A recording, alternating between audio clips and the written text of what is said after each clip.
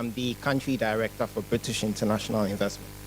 BII, previously most of you would know us as CDC back in the day, is an impact investor with over 75 years of investing in Africa, Asia, and the Caribbean.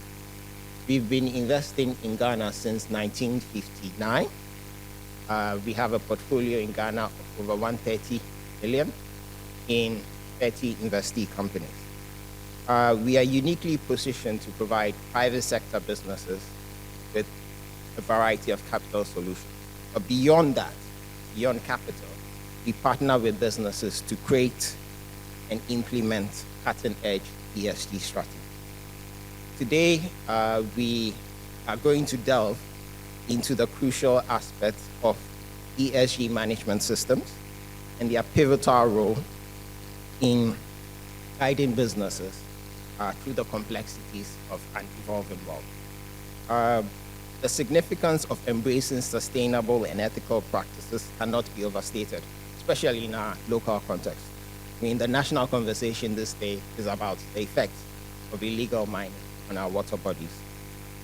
This seminar is an invaluable platform for us to collectively explore the relevance of ESG in our business landscape and to foster a meaningful discussion forward.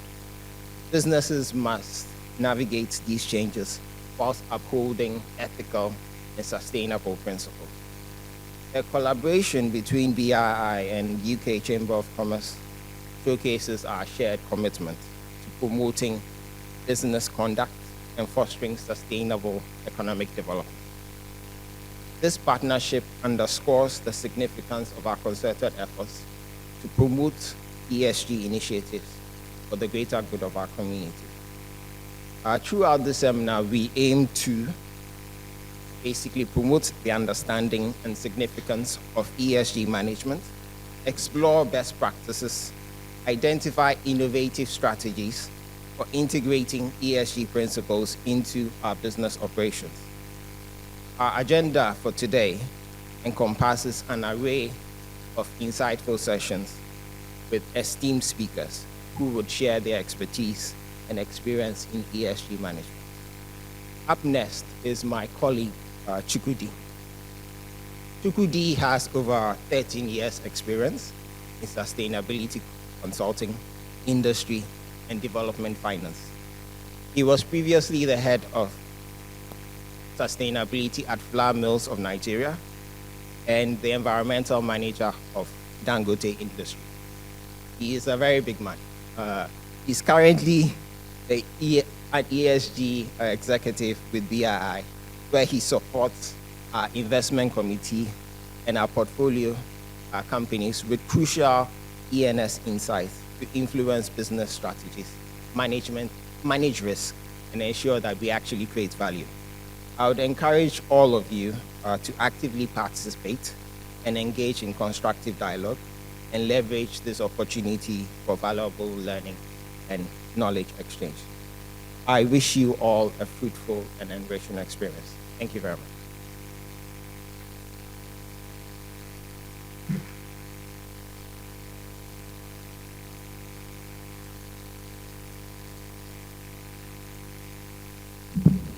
Good morning, everyone.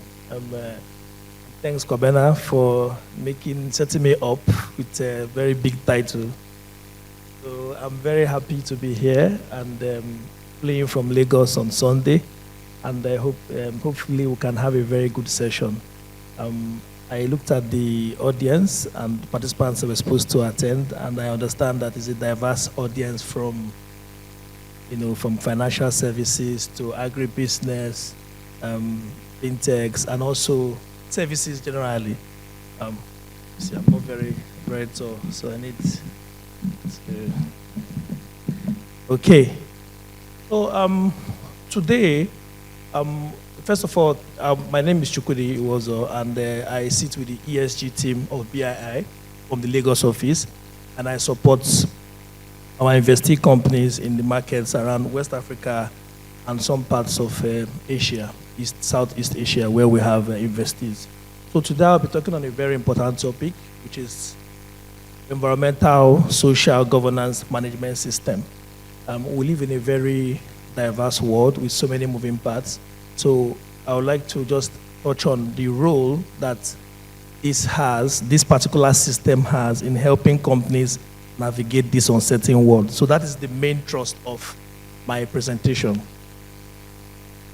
So we've broken this into 4 parts, not to be very onerous, but basically the first bucket, we'll be looking at, what is the context? Businesses don't operate in a vacuum. The context, their business environment, which pretty much influences how you run businesses. And for those of you that work in these businesses, whether you're an ESG manager or you are in leadership positions, you have those pressures when you go back to, looking for a change or, to make any initiative. There are always competing priorities. So there's a big influence of the external environment on that. A second bucket that I would look at also is the ESG-MS itself. How do you integrate it into your business context? And we're looking at high level, and hopefully this can stimulate discussions when we have the panel later, but just in a nutshell, how do you integrate it in your business, considering that businesses have different levels of maturity and different levels of growth? You wouldn't expect the same thing that a bank, commercial bank like Cowbank could be doing, maybe a Golden Exotic could be doing, or even a small fintech company. So there are various levels. So how do you make it practical for you? A third bucket is where we now look at the value, right? This is very important because this is where you can explain the value. You have a new way of thinking to explain the value because, of course, because of the external environment, it's very difficult for people to spend money on sustainability or ESG-related interventions. So when you can explain the value to the C-suite or the board and have a better way of communicating it, then it helps you get what you need. You might not get, if you had 3 or 4 items, you might get one and have a face that put as against saying, no, we're not getting anything. And then finally, we'll take a look at what the future holds for ESG. What are some of the things that we'll foresee coming into force in terms of regulations and how that can impact your business or already impacting your business, right? So this is moving into a passing new world. From this photo, you already see one of the big push, which is climate change, which is flooding. That's already impacting the businesses and how businesses create value, right? And I'll start off with giving us a snip into the mega trends that affect businesses. Most people don't see it, but if you're a business in the 21st century, these are some of the pressures that are occurring at global scale. I will pick one of them. Well, one of them is we're in the fourth industrial revolution. So it means that we're at the Internet of Things. There's AI, there's machine learning, and these things are pushing the boundaries in terms of what the expectations are for stakeholders. What they expect from businesses and also what it means, in terms of ethics and transparency. The second one is also climate, right? There's ecological collapse. We know of the flooding happening in Nigeria, in Asia, now in Europe. So these are just to tell you that climate change is also real. We've pushed the boundaries so much, and now we'll have to live with the impact. So this will even get worse if we are not doing anything.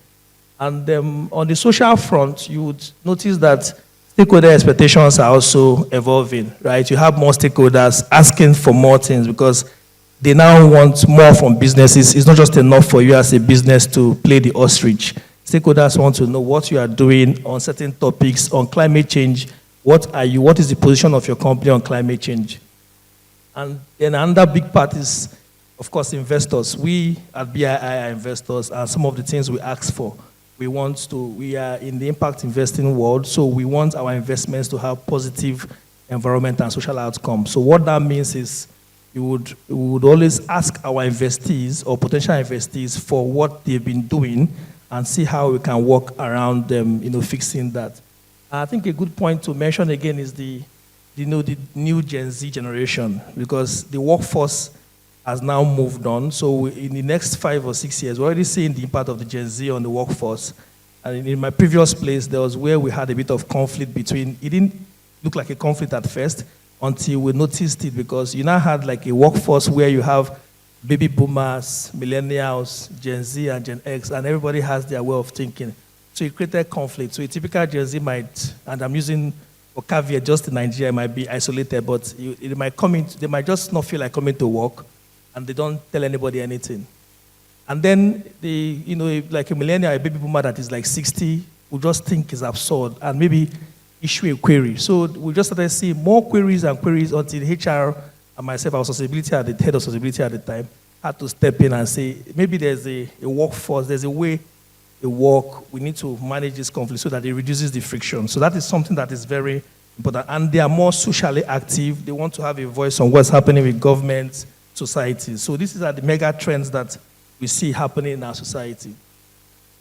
I will not dwell so much, but what you need to know here is that these are the global risk perception done by the World Economic Forum, which gives you an indication of the ESG risks that people perceive will be relevant in the next 2 years and in the next 10 years. And if you look at that, the colors might be blurred, but 6 out of those 10 risks are environmental and social risks, which means that companies have to now factor them. They can no longer say it doesn't matter, it doesn't affect their reputation or how they make money.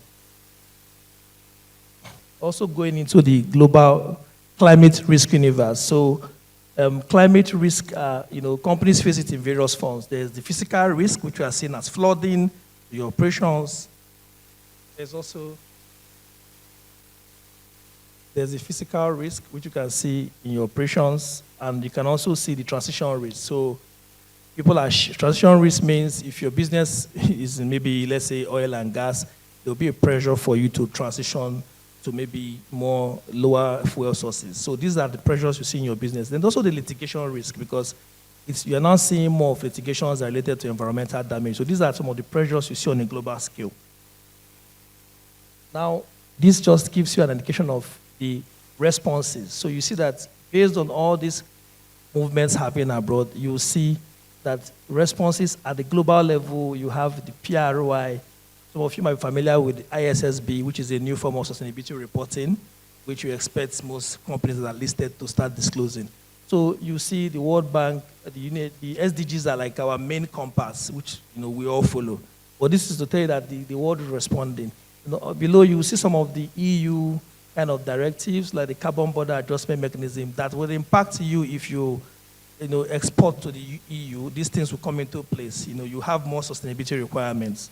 So it's very important. On the continental side, we have the Agenda 2063, and of course the AFCTA, And then on the Ghana side, of course, we have what the stock exchange is doing, what the Bank of Ghana is doing with the sustainability guidelines and the rest. So these are some of the pressures to tell you that this is. Now, what does it mean for your local business? So this is now zooming it down to your local business. You will see that. So for your local businesses, you see that one of the big pressures, so there are different pressures. You see there's corporate customer pressure, there's regulatory pressure, and there's investor pressure. You also have host communities, you also have, what your industry peers are doing. But what I've noticed in these markets, and it's likely might be relevant in Ghana, is that because of our regulatory regimes are not as advanced as in the developed world, so what it means that what we are seeing more is the pressures coming from, if you have investors like a BII or any other investor that is asking you for some of these things. What is your approach to climate change? What is your approach to child labor? Is your sector that you operate in have inherent risk related to child labor, road safety, or human rights abuses? These are the kind of things you get. You also look at corporate customers.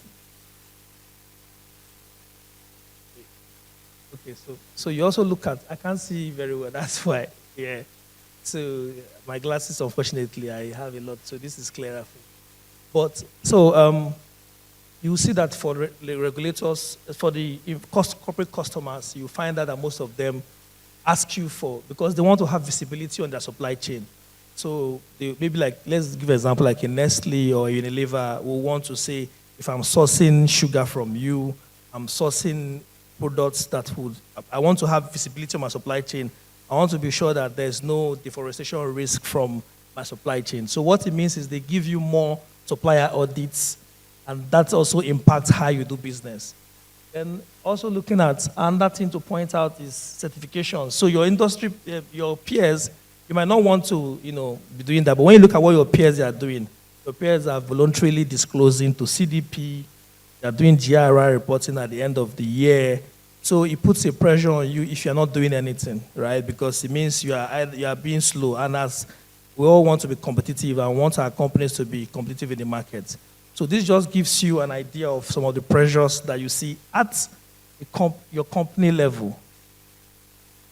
So we've looked at the global pressures that affect the world. We've looked at the national responses that people have, how, they're responding globally, at the continental level and also at the company level. So that is the pressures. This is the market environment. It's the reality that we live in. Your company cannot operate without this reality. So this next phase of the presentation talks about the ESG-MS as it is. What is ESG? I'll just refresh that. I know most of us already know what it means. I think it's one of the simplest acronyms in the world because it means what it says.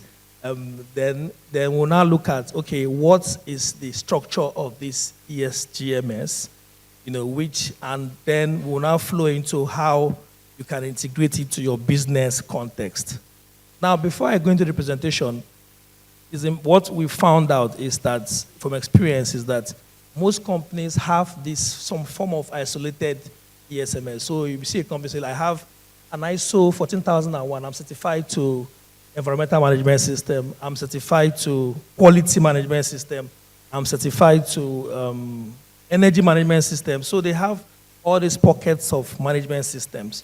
But what we are saying as having an environmental social governance management system is that it brings all this into one framework. So you don't have to discard your framework. It's just a way of, because as investors, that is the lens through which we view companies. So if I was coming, if a DFI was coming to do like this, you could do an appraisal for this particular investee from an ESG side. One of the things that I'll be checking is what is this company's approach, what is their management system, all the bits and pockets, how have they made it in a consistent way to manage their risk so that all their stakeholder requirements are being met in a consistent way. So that is one of the things that we'll be looking at. So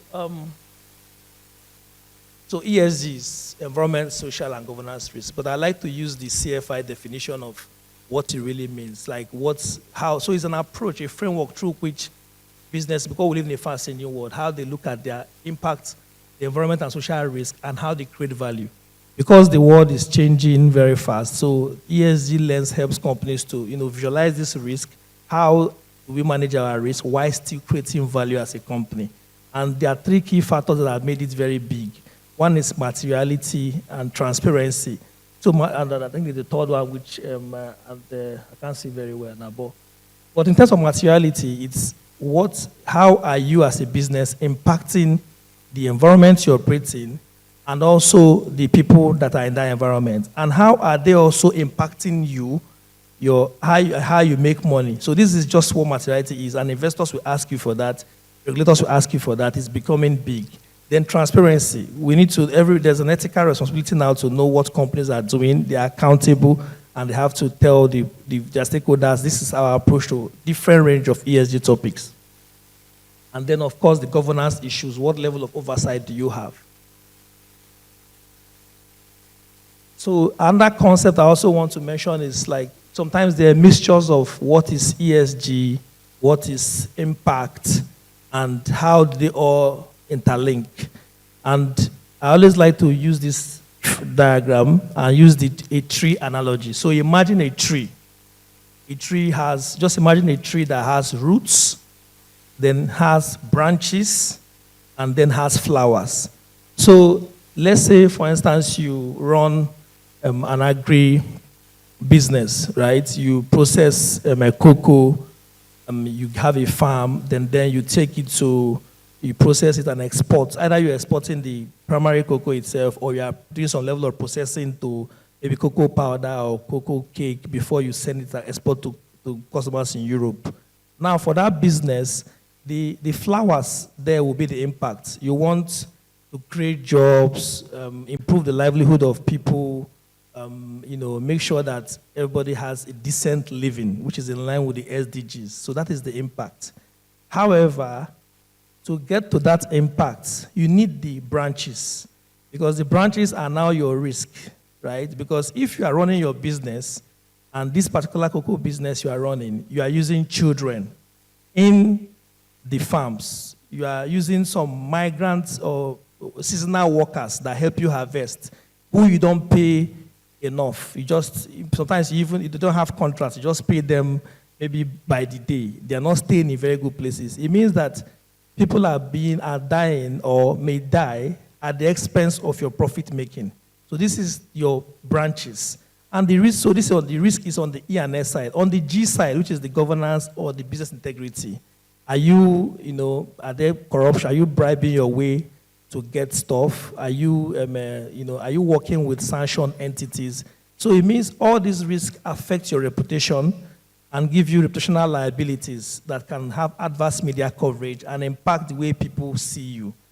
Why the corporate governance is at the root of it, right? Because at corporate governance, that is where you have the boards, your C-suite, and your responsibilities and how it trickles down, how much resources are allocated, how much of management time is allocated, how much commitment time is allocated. So this is really, in a nutshell, how we see it. So once you already have your planned impact for any investment, for any intervention, for any expansion.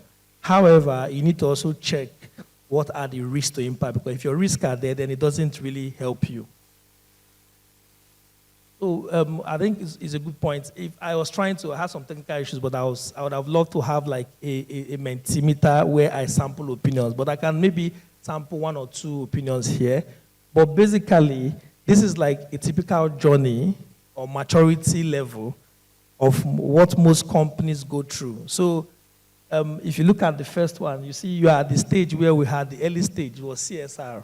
Let's just do a few things. Let's donate some school books, build a few hospitals, snap it, just our own. We don't have to do it, but let's just do it. We are making a lot of money.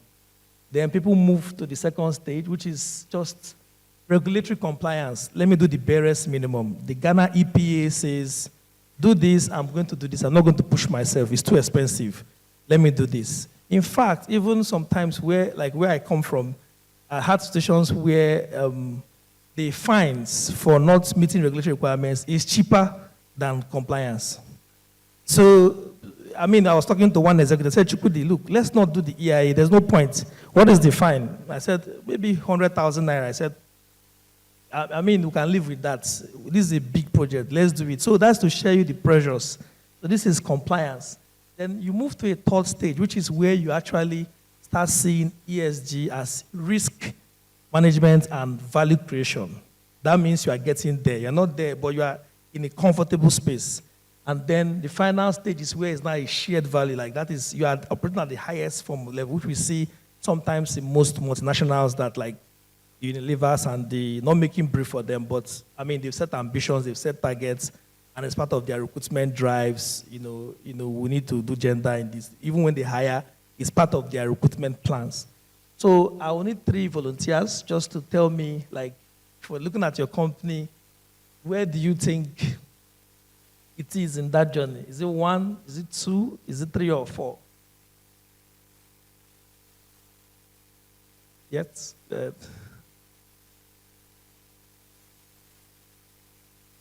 Okay. Any justification for it? Just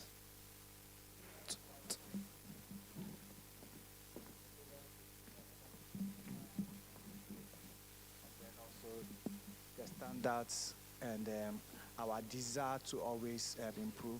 I think recently we joined the TNFD, okay, and then Anchor and all those because we wanted to enhance our reporting. So okay, I'll put us at the third 3, level. yeah. And another thing to add, just to calibrate that, is that the banking sector is very regulated.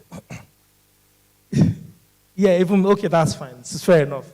But just to, because some sectors also are very regulated that you can't afford not to manage your risk. So, but thank you very much for that feedback. Any other? We have two more before we. Telecell, correct.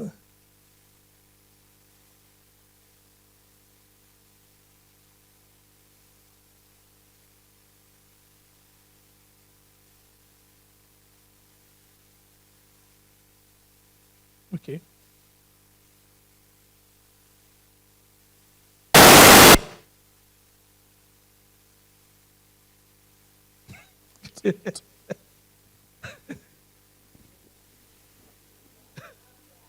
Okay, fair enough.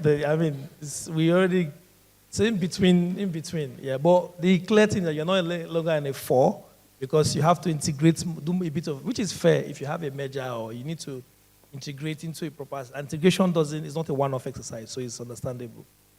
Third volunteer. Okay. Okay. Right, I didn't get the company name. Deloitte Ghana. Deloitte. Okay, Deloitte. Okay, oh. Yes. It's financial. So services. Yes, services. Okay. So I would say we are at the shared value creation stage because the company has put in place measures where this particular year, all staff are expected to have some form of impact. So we have our motto that says impact that matters. Okay. So staff are expected to do voluntary works and then be able to account for that voluntary work they are doing. And also the company is driving towards increasing its intake of females when it comes to staffing the company. Yes. Okay. Thank you. So from services, financial services, auditing services, and then telecoms, and then the commercial sector. It would have been good to get feedback from somebody from agribusiness or manufacturing.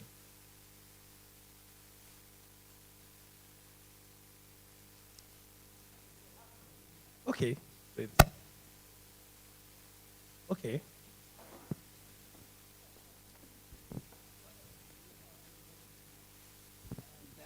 Exporting to major European supermarket chains, it becomes very integral part of our operation to add some of these things to ensure that we meet the demands of the time.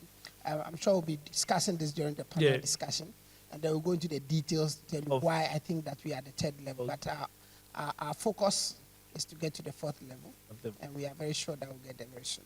Thank you very much. So you see that it's a combination of customer pressure sometimes and also investor requirements. But the important thing is that we're all going in the right direction, you know. So now this is the ESG-MS. I know many of us would have been, some of us would have seen it, you know, some of us would have already been using it, especially like mirror forestry if you're already an investee. So it's not something that would be new to you. If you also have certain foreign investors, because what happens is that most times companies tend to focus on the impacts and the nice selling stories, you know, that you put in your sustainability reports, which are always good. But the underlying belly of the issues where the corpses are buried, nobody wants to talk about that. And this is one of the things that this risk ESG-MS helps you manage. So basically, ESG-MS basically helps you like have a structured approach to how you manage environmental and social risk or ESG risk.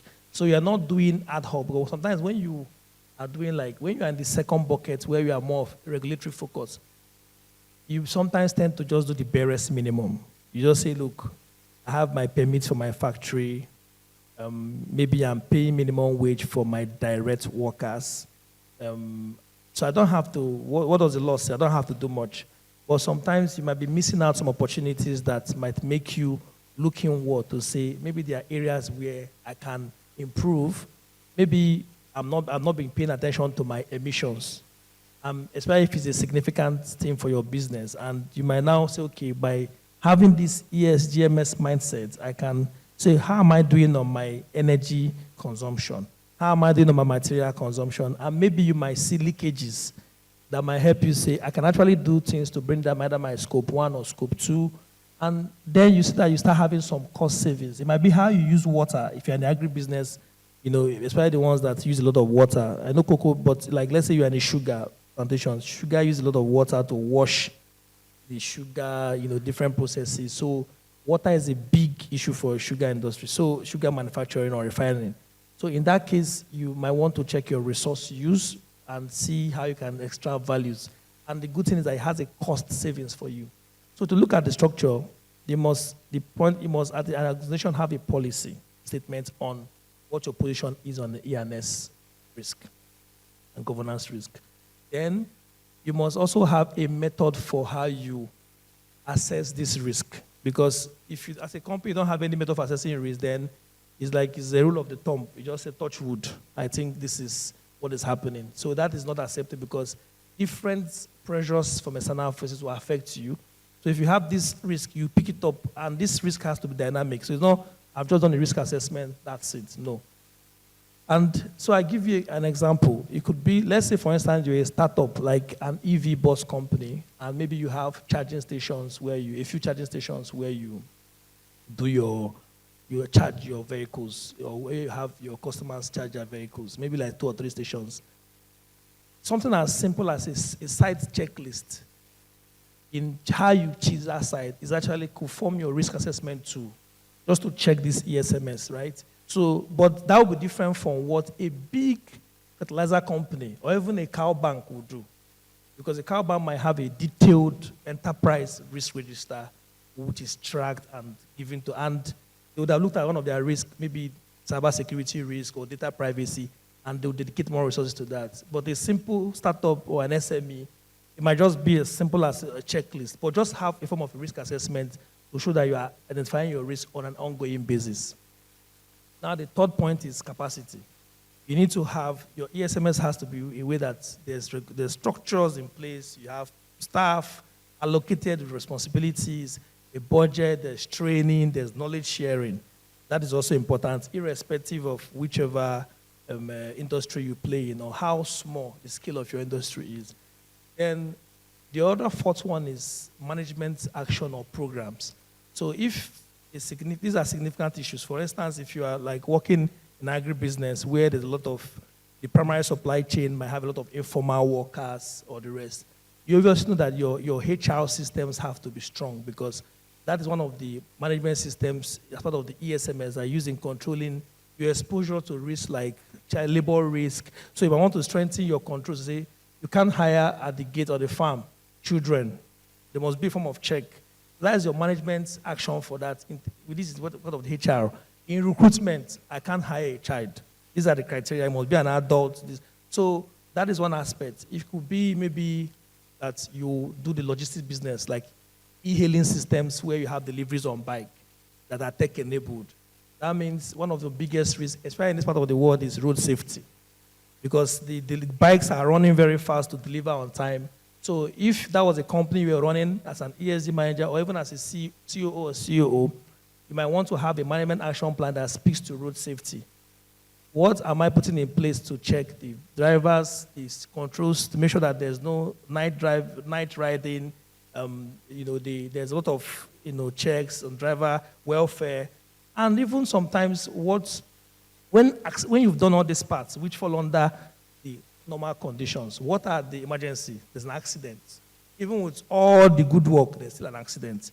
How do you do your incident management, incident investigation, and then reporting, and then learn from that? So that is basically having an action plan for that. So that's one of the things the ESG-MS tells you. And of course, you also have to have a way of engaging first of all, emergency response. So if under abnormal conditions, so let's say we always plan for normal conditions and then abnormal. So if you're a fertilizer manufacturing company and your normal conditions is you put in your urea, everything goes smoothly. But sometimes there might be a big spill. Maybe one of your safety system fails. Let's say your storage system fails and all the urea you produce leaks out. That is an abnormal or an emergency condition.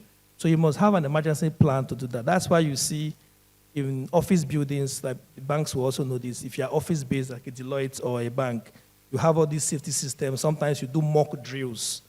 It shows that you are trying to test your emergency response. In case there's a fire, we're able to live there. Then the other one is you must have a mechanism for how you manage stakeholders in a consistent way. So where are my stakeholders? What is my plan? Which ones do I need to keep close? Which ones do I need to just keep them on a need-to-need basis?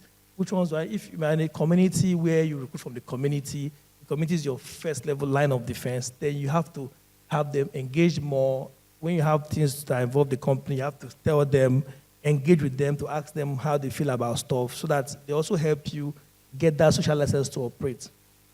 And then finally, you have to have a way of monitoring and performance, which is linked to review. So have a system for continuous improvement. You can't just say because I already have a system, then I leave it at that. So these are just the components of that, and this is really how you are able to consistently manage all your risks, irrespective of the sector you operate in. And as we see in the next slide, is applicable to everybody.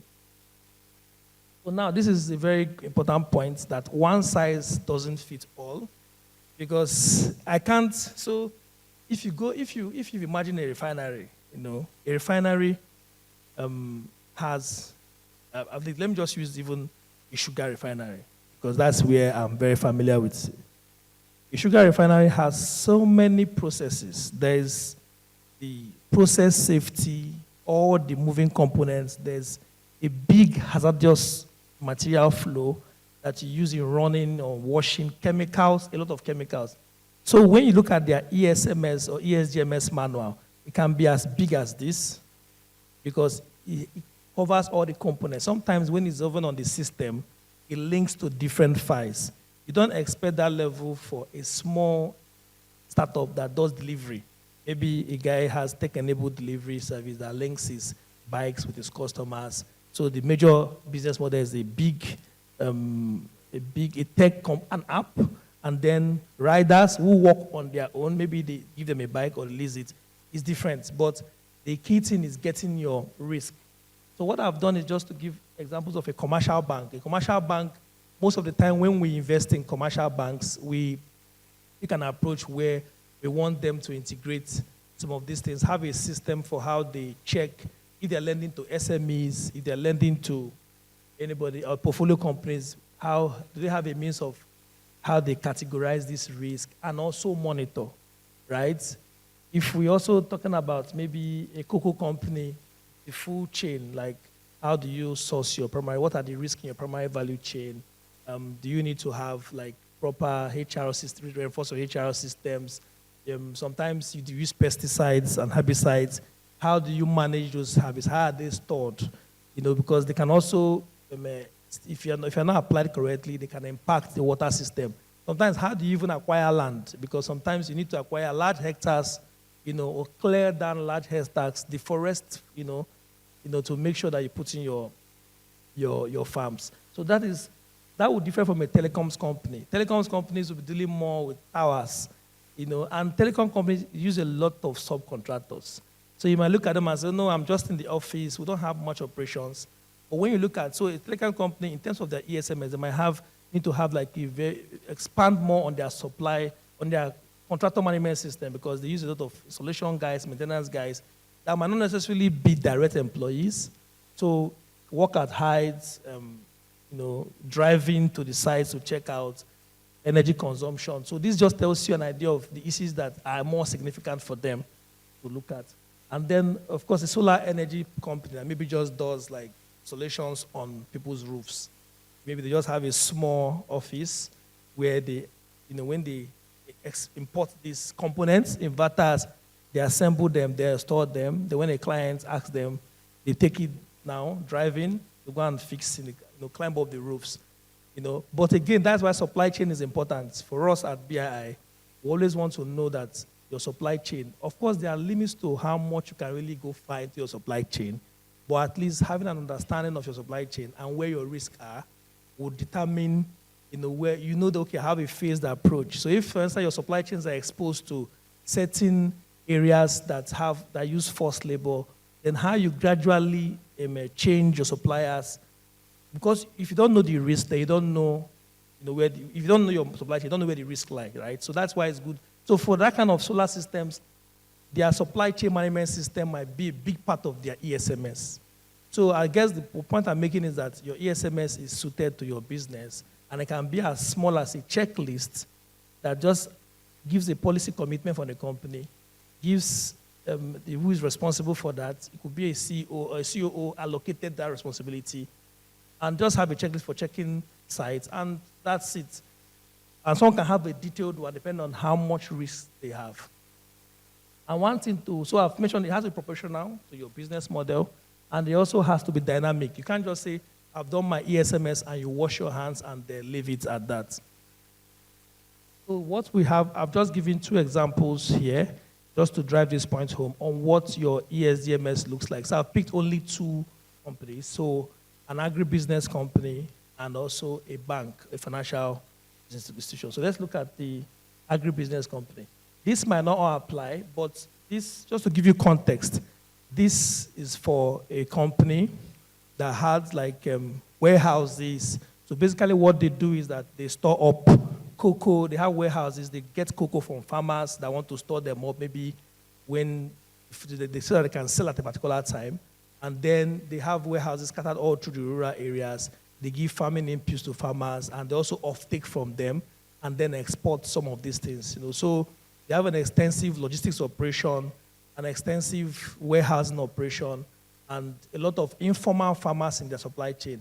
So typically, if you have to look at their supply chain in their ESMS, what they should be having is something like you have a policy, an ENS policy, have an occupational health and safety because it's important for them.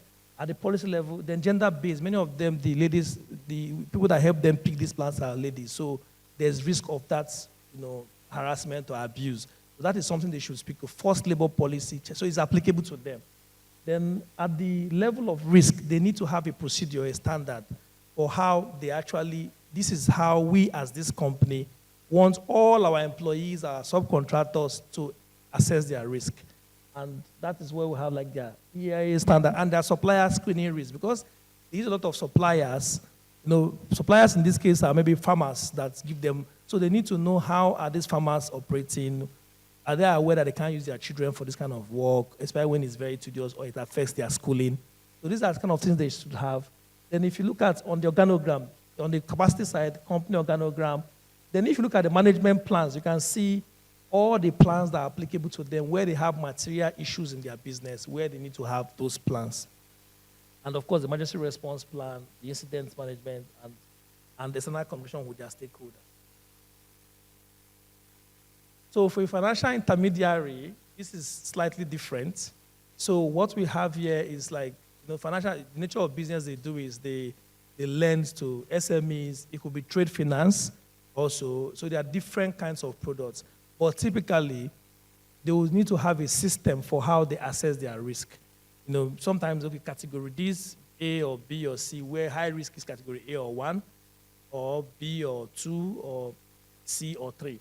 So basically, they need to have that policy that defines how they do that. They also need to have capacity, which is important. But the most important set of procedures that should make up their ESMS is actually how they screen the transactions that they are going to give money to.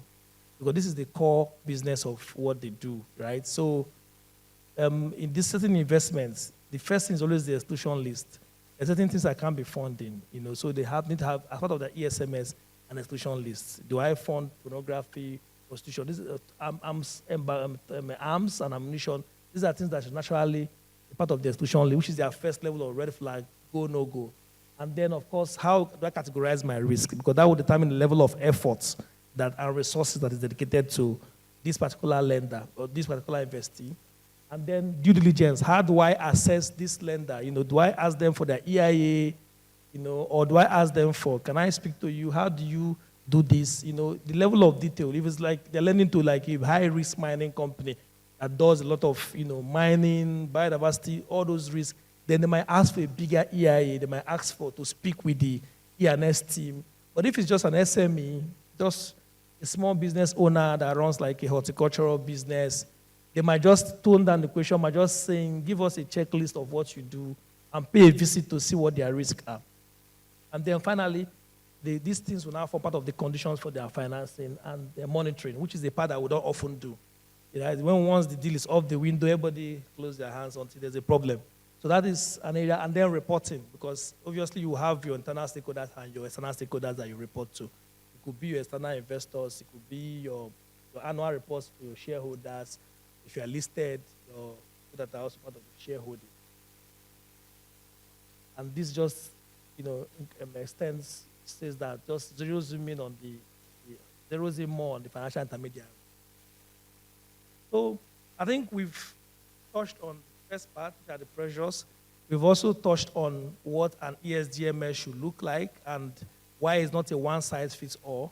But I also wanted to, I don't want to say bore you a bit, but to just have a few more slides talking about BII, like what is our approach, because few of us here are already investors with us, but I thought it would be also good to mention what we look out for in case maybe there's in future you want to prepare yourselves to assess. You can already know what are the things that we look out for in terms of ESG, what we'll be screening for. So because we're an impact investor, we have a dual mandate. So it means that we want financial returns in addition to impact returns.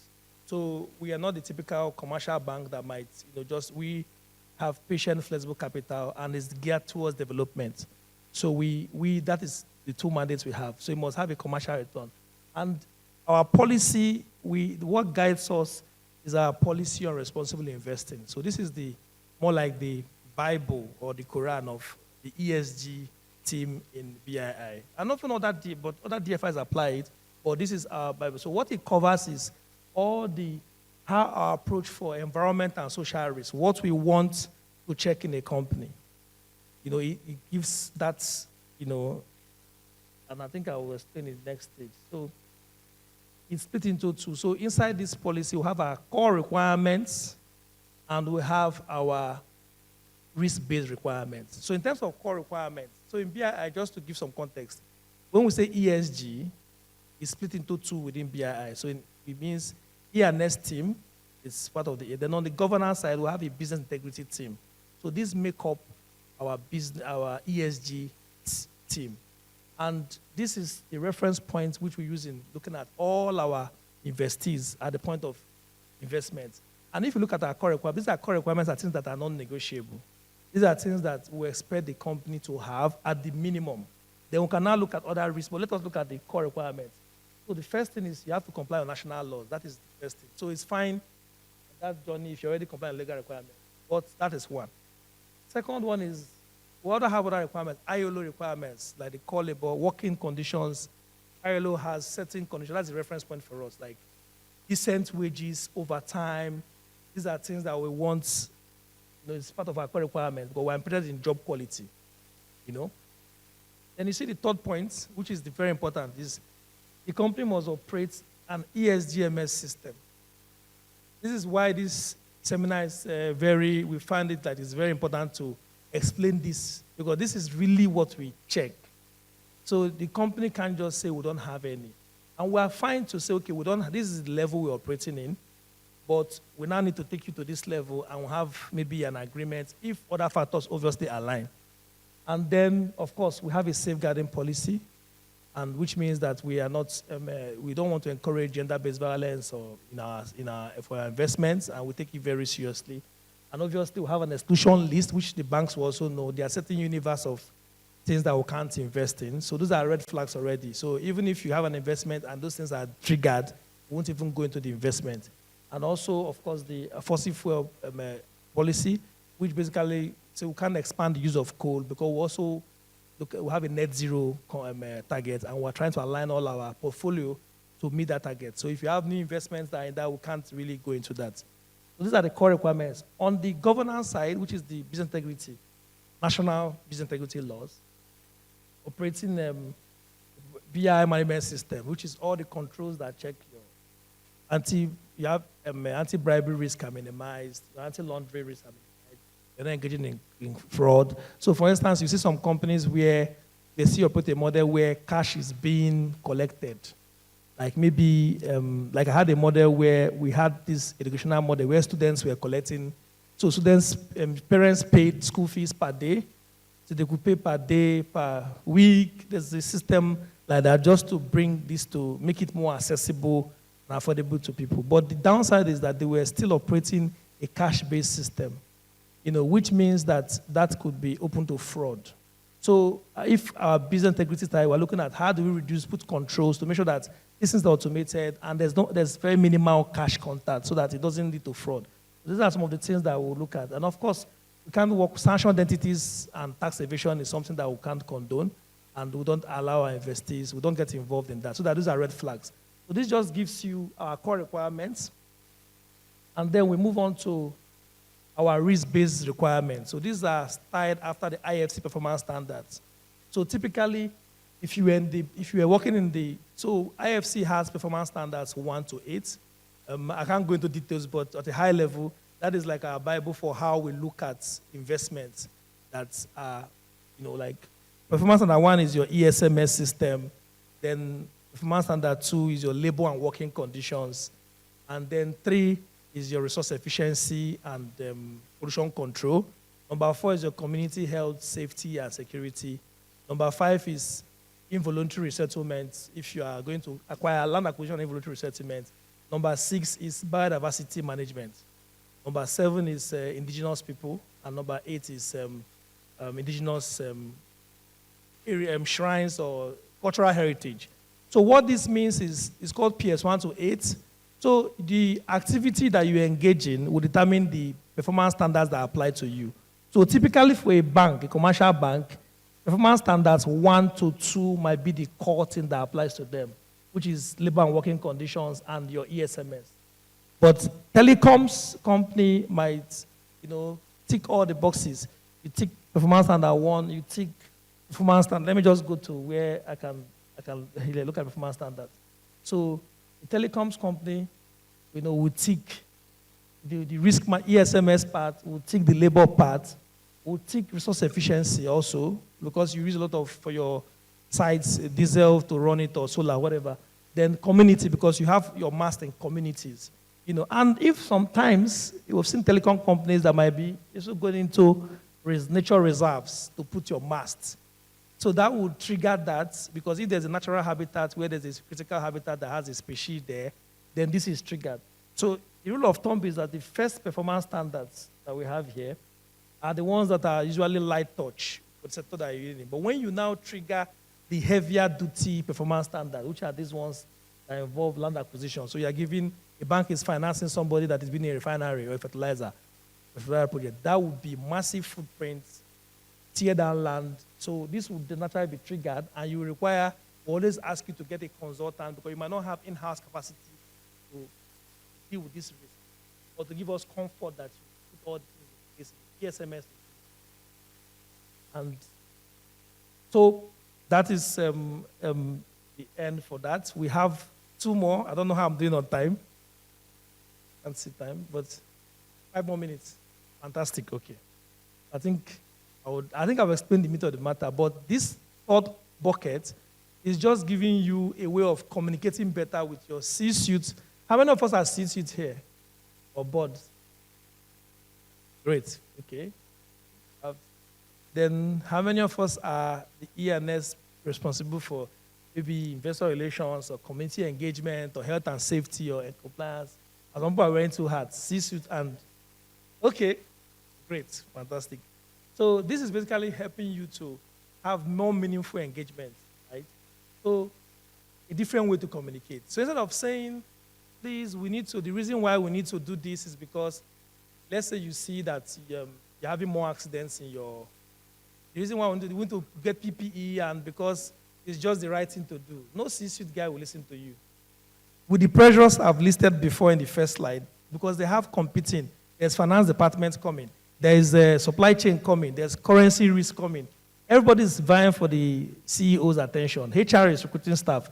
So you have to have a smarter way of communicating what you need, and that is just communicating in terms of risk mitigation and value creation. So I'll use an example. So for instance, let's use sugar again. That's what I like using. So sugar plantation, for instance, you come and you say, please, we need to reduce our emissions. And your MD asks you, why do we need to? We're just fine how we are. And you say, no, because it says that we have to have a net zero. That discussion is already dead on arrival. But if you come and you say, well, we are in the agribusiness space, which means there's not really waste. I've done some calculation, and I've seen that the waste that we generate from our sugar milling can actually be used to run our biomass, which drives down your energy cost and also helps us use less diesel that will make us even have a reduced emission. That is something that the CEO will want to listen to because he's already seeing a cost driver. So in that same evaluation, you're giving him a cost driver, you're giving him the risk, you're managing, then also regulatory. So if we reduce our emissions, if some carbon regulations like in Nigeria will have a climate change policy, though not yet implemented, but I know Ghana just has only the policy. We have an act. South Africa just passed theirs. So what it means is that allocations will be given in time for companies. You can't exceed this limit. So if you say there's a fine. So if you say, look, we might meet regulatory compliance here if we reduce our emissions and also reduce our energy costs, that is a win-win. You've shown the person value creation and risk mitigation in terms of how they comply with the law. But what we've said here in terms of time is just, this is, and I think we can share this slide. This is just to tell you what is the best way. This time you're having a discussion with your C-suite, you frame your argument around some of these things. How would it increase reputation for us? How would it give us social license to operate? How would this make us more efficient in cost? And how would it get us more clients? And then, so this is also just to make that point. And, we have a case study, but we can't go into the because of time. It's a bank, but so I think the challenges, we'll speak to that in the panel, but just a few challenges while navigating this is, evolving risk and opportunities, then capacity gap, and we'll delve more into this. Some of the things that you see as you, try to put this ESG-MS in place.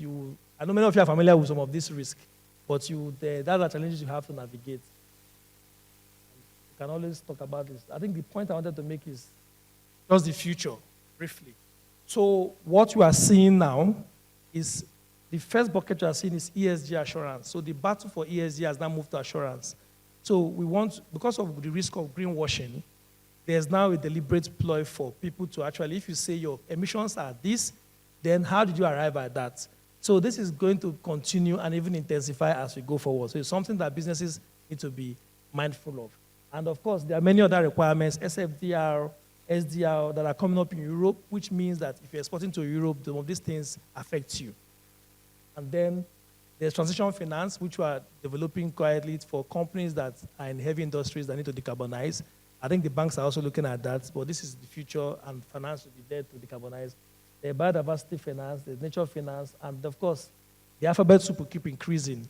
ISSB, GROI, CDP, TFCD, TNFD, so it's not going to reduce. We're still going to see more of that.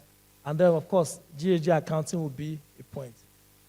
So I guess in terms of key takeaways is that the pressures are there. We need to just make sure that we have an ESG-MS and keep making it efficient so that it helps us. It doesn't stop us from what is happening in the world, but it gives us at least something to keep navigating this fast-changing world. Thank you very much for listening. I'll hand over to the next. I don't know what Shaggy.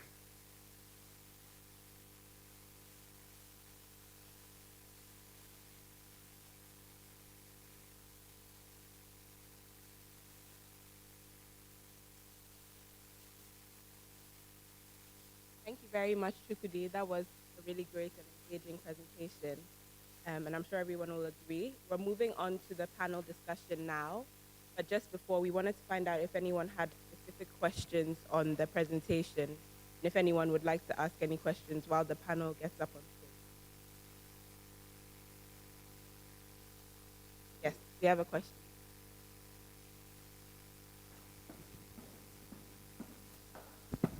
Thank you very much. My name is Theo. I work for Niplans Car Rentals. Okay, so when you showed the framework, I think it was 4 of them, I was just trying to find out where my company's level is. And I realized, okay, yearly what we do is we do the CSR by visiting one orphanage to do donations, right? But then we do more of corporate rentals, and I see that most of the corporate guys will start demanding ESG from us. So as a car rental company, I'm just trying to find out, how do you think, what will you advise us so at least we could climb to 2 or 3 and maybe later on thinking about getting to 4? So that's my question. Okay, so if I got you correctly, we're a car rental company. Okay, so, but you are not exposed yet to any investors. You just want to make the growth from a 1 to a 3. To a 3. Okay. So I guess for a car rental company, obviously you at some point want to expand, which means you'll be going to get some funds from either the commercial banks or even from a private equity firm or even from a DFI like BII. So I think the key step for you is to follow, have a basic level ESG-MS that looks at the safety risks you have. Like I think for your business, health and safety, road safety is a big part of it because you operate a fleet of vehicles. You also look at, so I think the best thing is identifying key ESG risks to your sector, then having the framework, which is this engagement to manage some of this risk, and have a way of engaging your stakeholders. Your stakeholders here will be the general public and even governments that also, so that you have a consistent approach. And I don't know your responsibilities, have a responsible person that is there so that you have, when you have engagements with lenders, these are the questions they will ask you. How are you reporting your accidents? What are you doing for road safety? What is your procedure for ensuring that there's no night travel? So thinking through your business model and where the ENS risk interface with it and having a proper framework for managing them, the material, the ones that are significant first, then before you're doing the nice to have, will help you create that narrative that keeps you, you move past compliance, then you move into having that risk and value creation, and hopefully you can get to the final one, which is shared value. It's a high-level answer, but I don't want to dig into the details because it will take more time. Thank you. Just a reminder that there's coffee and refreshments outside. You can help yourself really quickly while the panel gets up on stage. So if you give us 2 minutes while we get the panel, feel free to go have a drink.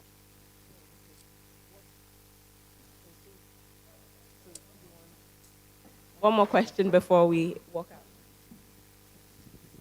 Hi, my name is Emmanuel. I'm from Prudential Life Insurance, Ghana. I think recently a lot of companies have started moving from ESG to sustainability. And, for some of them it's just a terminology thing, but for others there's like a difference in how this is executed, in terms of ESG or sustainability. I don't know what you have to, I want to just take your thoughts on that, yeah. Okay, I think that's a good question. I'm going to speak in my own personal capacity, right, as somebody in the practice. So I think ESG came from, sustainability has been around a long time ago, which is just basically, I look at it as the mother of all engagements, which is if you're a business, it's no longer good for you to focus on only profit. So you have to focus on planet, which is the environment, and people. So that has been the core of sustainability. But what now happened is that, this has been on for a long time in the 70s, in the 90s, 80s, 70s, nothing really happened. But in 2000s, and that's when the finance people would now say, you know what, finance were the last maybe to the party. We need to now say ESG is the way we look at companies, how they manage this sustainability. So with our money now, we will not put money if you're not going to do it. That's when everybody moved to ESG basically, because it was a way of finance world making sense of the investments they make. Like, I want a change, I want to put my money and enforce that change. So it's not surprising that there are discussions around, people don't want to use the word ESG again. Everybody's moving to sustainability. But I think what I always say is the same principle. How do you balance profits making with people's and planet? That's at the basic level. Then we can argue about the acronyms and the rest, but that is at the heart of this discussion. And once you have that mindset, then it helps you improve it. And then when you have this ESG-MS structure, it helps you to achieve it without just focusing on reporting. That's what people do. Sustainability reporting, ESG reporting, then they leave, that's the good part that is glossy and CEOs can talk about it, but they leave the underlying parts of the business, So that is the response I will give for now. There's another question. Chukudi, I'm going to invite you back since we seem to have a few questions. Hi, my name is Marjorie from Fidelity Bank. So I'm asking my question based on what my colleague said here.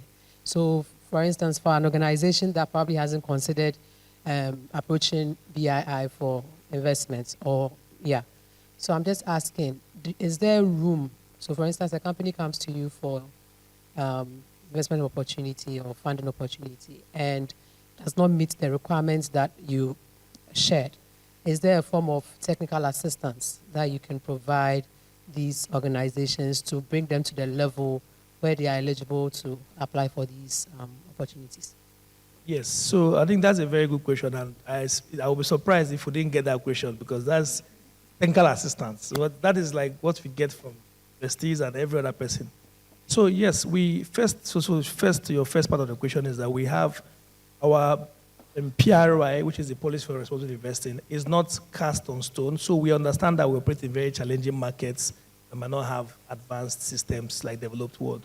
So we always give our investees like a time frame. So that's why when we design an action plan, when we see the gaps you have, I will say these are the gaps against our PRI. We always have an action plan which we say flexible, but there are some things that we want done immediately. Like if you're not paying your staff minimum wage, you have to fix that even as a condition for disbursement. While some other softer parts that might take longer will be extended. That is so we have a flexible way of making it. What we want more is commitment from the company to change. That is the important thing. Then the second part about TA, yes, we also offer our investees TA, but I guess what you are asking for is pre-investment TA, which is basically if you're not already our investment TA. So we have, I think Kwabena can talk about that. We have our Ghana investment program, which also has started doing that. But I think I'll give Kwabena to give. Okay. So our Ghana investment program is because SMEs, we found a need in the market that SMEs were there. They needed to grow, and they didn't have the finance to do that. So that's how we had this Ghana investment support program, where we now have a team dedicated to helping them build their ESG-MS systems. SMEs, for now, focus on SMEs, but maybe, because some people have more bandwidth. Like a commercial bank, you have more resources.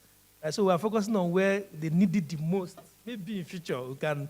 So those guys build that, and when they improve, then they can now become more, they can now come into us, then we can invest here in them. Yeah, so that is that, yeah.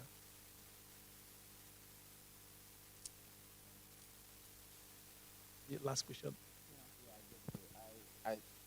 I think that the questions are also opening up other conversations. So, there are also institutions, like you're saying, commercial banks, for instance, that may have a lot of resources, but then in trying to also support the ESG conversation, they tend to also create, let's say, programs, funds, policies, or that support some of these things like agribusiness, which would usually be something that BII would want to invest in. But because it's a new area and it's an investment conversation, maybe they would want to get some support in that specific area. Is it something that BII also looks at? And then the other part about the wages, minimum wages. There's also the conversation about satisfy the minimum wage, but then also the imbalance across the business, so that you can, we've satisfied the minimum wage at that level, but you can see that within the business there's a huge gap in terms of wage. Is it also a red flag for satisfying the issue of wages that you give your organization? I don't know if that's the last. I'll speak the last one. I'll allow Kwabena speak. Okay, so there are two questions. I'm sure you got the two, right? Yeah, I got it. So sure. I will start the last one. So for the last one, I think what is most important for us is we are very particular about job quality and decent jobs. So, and we also reference the ILO core standards. So our basic requirement is that is what is our main compliance requirement, is that you make sure that your workers are paid minimum wage in line with national laws. That is non-negotiable. Then we can now have a conversation around how we persuade you within the line of that investment to improve your systems, because we'll now say, look, your impact story will be better if you actually look at this. If it's a critical issue that your stakeholders, like your employees, are talking about, then it's something you should consider. But because it's not it's a hard compliance requirement, but eventually we'll get there. But for now, if you do think of what we intend to achieve is development impact to people that need it the most. So we can't tackle all the problems. We're starting with the most basic ones, then eventually we can take. I'll let Kwabena answer. Okay, I'll just introduce myself while we wait for the last few people to come back in. My name is Sheged Lai, Senior Trade Services Manager at the UK Ghana Chamber of Commerce. And I'll be your moderator for this panel session as well. I left my phone somewhere down there, so I have no sense of time. So I'll be looking to Caroline to help us stay on track with time. I think I've stopped echoing as well now, so that's good. So thank you once again to Chukudi for that very interesting presentation. That kind of gave us a technical overview of what ESG-MSs are. And we have a very diverse panel at the moment, so we'd like for each of our panelists to introduce themselves and to let us know what ESG means to them in their businesses. So I think we'll start from my right side, and we'll go all the way to the left, and each panelist will have a chance to introduce themselves and what ESG means to them. Hello. Good morning. My name is George Boye. I'm the Corporate Affairs and Sustainability Advisor for Golden Exotics Limited. Golden Exotics is a fruit production and export company. We produce bananas for export, mostly to the UK and Europe. So in our line of business, ESG is extremely important. In fact, it's a core of our business because we deal mostly with supermarkets in Europe. And for them, because of possibility of reputational damage, they insist that we have a robust ESG program. Because of that, we are required to sign on to a plethora of certification schemes. And all these certification schemes have their own emphasis. But the core is that environment, social, and governance or ethics are key for all these certification schemes. We are audited yearly. And so the way we have done it is to streamline all these protocols into our daily work as part of our daily activities to ensure that we are compliant not only at the time of audit, but it's become a way of life of all staff and management to ensure that at each point in time, we are ready and complying and, with the protocols that we are required to do. So ESG is important for us, also for purposes of relationship with the stakeholders, which in this case is not only shareholders, but also the suppliers, the customers, our communities, and employees. So all our processes, policies are all geared towards ensuring that we meet a company charter which defines the principles which we want to go by, and the policies reflect that. And this is also what workers do on a daily basis. So as we go along, we'll explain specific actions that we are doing. For instance, we have one of the largest organic plantations of banana in the world in our farm at near Suchari. It's a 600 hectare banana farm in one location. So this is a major activity which allows us the opportunity to assess the niche market of organic banana in Europe. And this requires that in the production processes, specific actions are taken to protect the environment and also provide value for shareholders. George, very interesting. We'll move on to Jifa.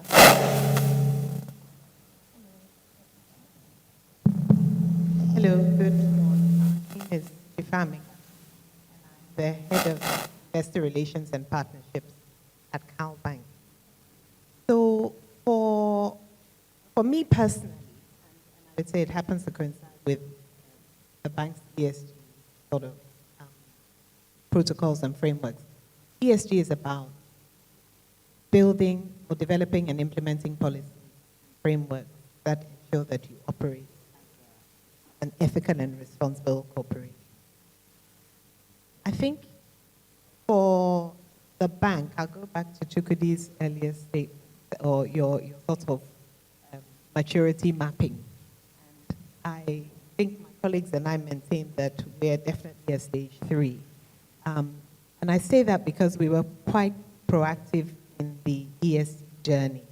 We started early, sort of on our own, to a certain extent driven by passion of management and the board.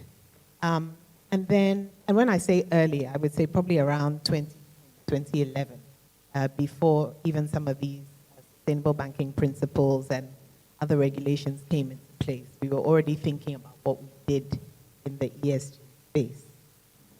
We've had a very long relationship with development finance institutions. So as a listed company, some of the subsequent sort of change and push towards ESG was DFI driven, but also now as a listed company, investor driven.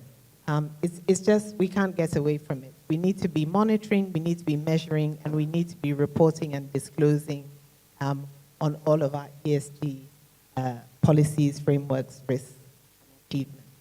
So from a CalBank perspective, that's who we are. We're definitely at stage 3 and we're proactive about it. I'd like to say the next constituent now for banking, in terms of pushing us, the significant amount of pressure now is coming from consumers, actually coming from particularly the millennials, for whom banking and finance decisions are very much influenced by ESG. So what the organization's commitment is to ESG, what kind of projects we're funding as a bank, how we conduct our business, are we paperless, are we financially inclusive, are we reaching out to those who have been traditionally excluded. So that's a very big push that is coming our way now into the future. So that's what ESG is for me. Thank you.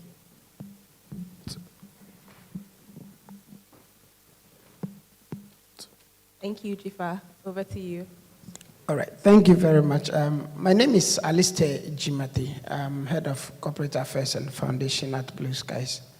And good to be part of this platform. I want to thank UKGCC for enabling us to be part of the BII program. And just like my big brother, George said, we process fresh fruits and fresh fruit products for major supermarkets in Europe. I know for most people, Blue Sky is synonymous to a juice in a bottle. But for those who are quite close to us, the primary focus of the business has been to process fruits and export to Europe. We started at a time where there is not so much trust from this side of the world when it comes to exporting food to Europe. So just like George said, we were required by regulation to meet certain standards. We are proud to say that we're the first business in sub-Saharan Africa to organize a group of farmers and get them Europe GAP certification, now Global GAP. And some of these certifications require certain conditions, which is hinged on this ESG strategy.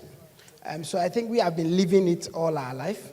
So the business is actually, born on certain principles. One is about diversity.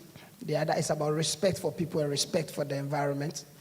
So from day one, our operations have been attached to this ESG strategy, which we see to implement and then improve upon it as time goes on. I think over the past 26 years, we've been able to make a lot of impact, especially when it comes to the issue of ESG. One is because people are very central to our operation. And then because of the nature of the complexity of the customers we export to, we are, just like George said, as we speak now, Marks & Spencer is auditing our 2 factories here in Ghana and 1 pack house in Senegal.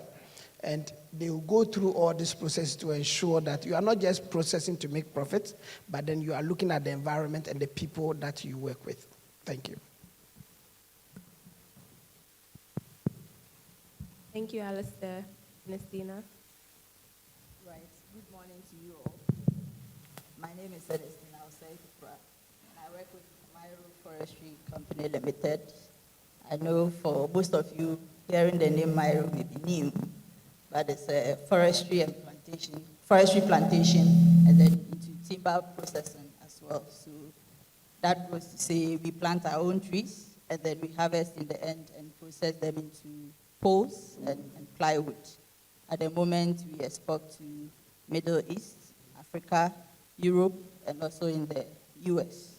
So in terms of what ESG means to me, I see ESG as a way of businesses not only looking at their profit margins, but also looking at how their various activities are impacting on the world and on the bigger society as a whole.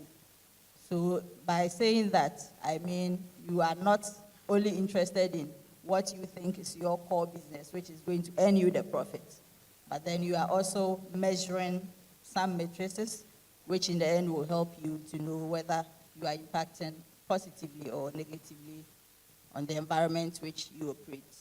On the social side, as a business, you need a social license to operate, and ESG helps you with that.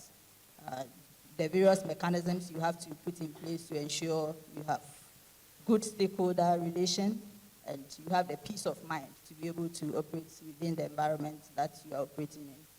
And we exporting to other parts of the world. Some of our customers also require us to have some certifications. So for instance, on our forestry side, we are certified with the FSC, that's Forest Stewardship Council. And in Ghana, I think we are one of 2 or 3 companies that are certified. And on the product side, we have ISO, the quality, the OHS, and the environmental side. And because we export to the European market, we also have CE marking. And for the US market, we are also certified for CAP-P2, especially for our plywood, which we take out there. Yeah, so I'm happy to be here. And I know it's going to be a good conversation. It will be good to share our experiences as well. Thank you.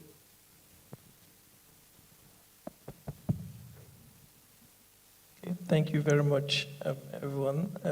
Just to mention my name again, in case you've forgotten, my name is Chukudi, and I work for BII in the ESG front. I think I just have one comment to make regarding the other panelists. So, as interesting, diverse panel we have from agribusiness, and also the commercial bank. But one thing that I can pick out from the patterns of what they said is the drivers of sustainability for them. So if you look at exotic, blue skies, and even forestry, you see that corporate customers are a big driver, especially because of the markets that are beyond Ghana, which is a good thing. On the cow bank side, obviously, mentioned the investor side, but also mentioned that consumer pressure is now beginning to peak. So I just thought I should also mention that point, that it just shows you, just to what we presented earlier, like these are the pressures that companies have to deal with. And as more regulations and this ESG journey goes up, they will have even more requirements. So it's just a given to be proactive instead of waiting to be disrupted. You start disrupting yourself so that the pain is not too painful when you're not required to do it urgently. Hand over to you. Thank you very much, panel. I have a question that I'm asking the panel and also, I guess, opening to the audience. So how many people here, if you're in the audience, just show by hand, are directly responsible for managing ESG risks within their company? Panel as well. Feel free to raise your hand. I think that's a very interesting observation in terms of, despite not being directly involved, we still have a varied audience who still thinks it's important despite not being directly involved. So if I was an ESG manager in a company, what's one thing I could do today to move us from a more reactive way of managing ESG to a more proactive style of managing ESG? I think for this question, I'm going to go with Alice. Okay, so thank you very much. I think the presentation that our brother made this morning is about systems, and it's about engagement. There's always the need for us to engage our stakeholders, just like for us, which we have an option. But then by regulation, you are required to meet certain conditions.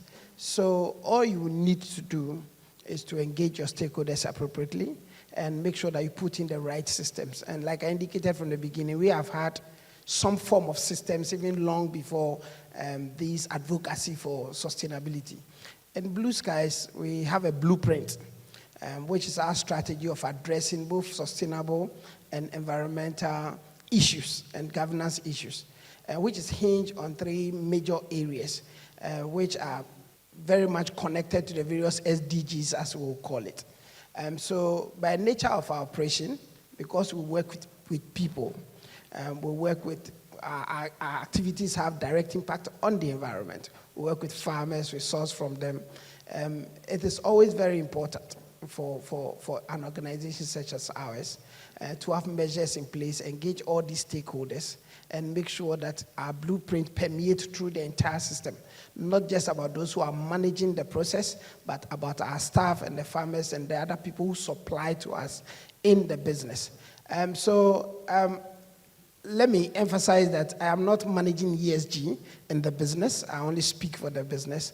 But these are the strategies that we have put in place as an organization to make sure that we meet the continuous complexities of our consumers and also our suppliers, and make sure that we sustain the environment and make sure that we create the best social systems. And recently I was making a presentation, I was saying that Blue Skies was one of the few businesses that started with giving paternity leave to men. I know in Ghana, everybody is quite conversant with the fact that we give maternity leave to our women when they go to give birth. But in Blue Skies, we give paternity leave to the men as well. We think that if you have a new child, there's a need for you to bond with the child from the beginning. There are several initiatives that we have taken over the years just to make sure that we complement ESG strategies. In Blue Skies, you don't kill any other animal apart from mosquito. And when I say this, people laugh, not even a mouse, because we believe that they are part of the flora and fauna, they are part of the ecosystem, and they all have a role to play. And this is the nature of operation we run, just to make sure that we engage all stakeholders, and all staffs are aware. In fact, if you kill a snake in Blue Skies and show it to any Blue Skies staff, everybody will be like, really? And they will know for sure that you don't live here. Because if you are part of the community, you would have known that it is sacrilegious for you to try to kill any other animal which is not actually affecting your operation. Thank you. Thank you very much for that answer. Yeah, still.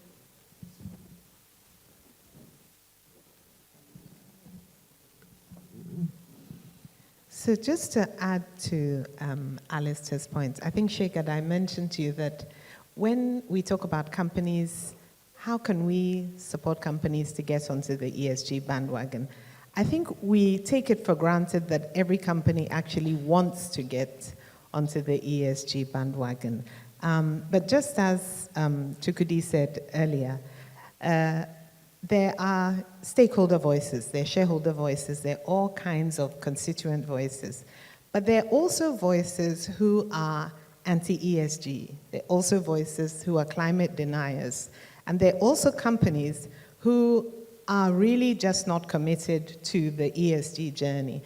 And I think in having these sorts of deliberations, it's important for us to be able to say to those climate deniers and ESG antagonists what the importance and the imperative is. And the truth is that if you're not looking at the importance or you don't value ESG, you're probably overlooking the fundamental shift in businesses and consumer mindsets. The truth is that every industry, every company is eventually going to be touched by the transition to net zero. So it's a question of whether you lead or you are led. And even in Ghana, I'll be very quick, transition risk is real.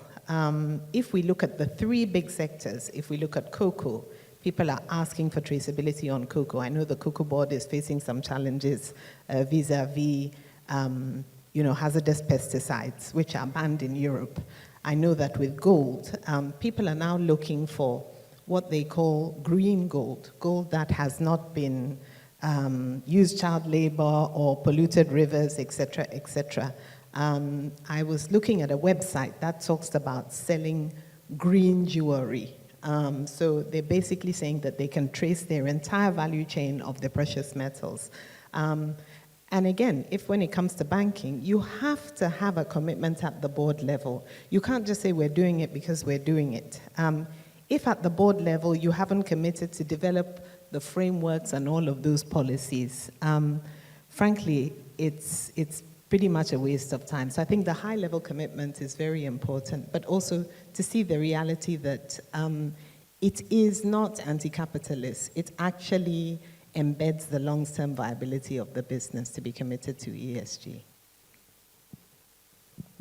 Very much for that. I think that's a good segue into my next question, which is if you had to convince a new C-suite manager who had just entered your company, did not believe in ESG, in fact, their first agenda item is to get rid of all this climate and ESG stuff, how would you communicate the value of being proactive in ESG and having a proactive ESG-MS case?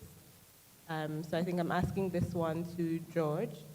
How would you communicate the value to a new C-suite executive that was doubting, the relevance of ESG? Okay, that would be a strange person. I'm sure we may not even get the opportunity to start in the first place, because that would mean that we'll cease to exist as a company. Now, it is important for new staff to be abreast with the importance of the ESG, because, as I did mention, this is the core of our business. We are required to follow these protocols, otherwise we'll have no business. The people we serve are extremely sensitive to issues of environment and the way the food is their food is produced, the conditions under which we produce them. We are 100% certified fair trade company, for instance. So what that means is that the customers are so concerned that they are ready to give back to the workers who produce bananas something. So some money is sent back, which we call premium, back to the workers, which they use in social investment. So it is important to demonstrate that by following these processes, we are able to actually save money and make money and profits. In the sense that by going organic, for instance, we try to transition from inorganic fertilizers into compost, which we produce on the farm. We produce around between 15,000 and 20,000 tons of compost, which we use in our organic production. We do that by using all the waste in the production process, the chaff, the waste bananas, those with a few blemishes which we cannot export, as well as packaging materials, pallets and everything which is not used, all composted and used in the production process. Now, inorganic fertilizer is very, very expensive, especially following the Ukraine war. It's extremely expensive, so substituting it saves us money as far as giving back to the environment. So that is important. Now, when we come to the social side, we have had to do much, much more. In fact, in our business, you can't talk about pay minimum wage. You will not even get anybody working for you. So I think the minimum wage today is about 15 Ghana cedis or something. We cannot pay anybody less than 60 Ghana cedis, at the very minimum before the add-ons, So you need to do that to retain the kind of people you need, because the whole process, banana is not something which is new to Ghana, which has been around for a long time. This is fairly new. So when we take on the people, we train them through all the processes, wherever they work in the process, the production process. This takes time, takes effort and money. So when you train the people, you want to keep them. So you want to pay them well so they continue to be with you. So we have to invest in the staff, give them the conditions that will make them stay for long periods. Everybody has to be insured from the beginning of from the gates, from their house to the farm, back. You have to provide transportation to bring them in and send them back, medical services for staff, spouses, children, all for free, lunch, and everybody insured.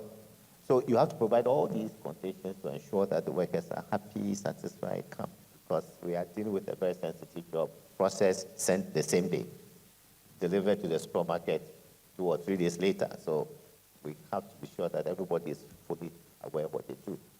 So by doing that, we retain very good staff also. And then we invest a lot in the community. We spend around 3.5 million euros every year in community projects, in CSR projects, some directly by the company, also by the Fair Trade Committee.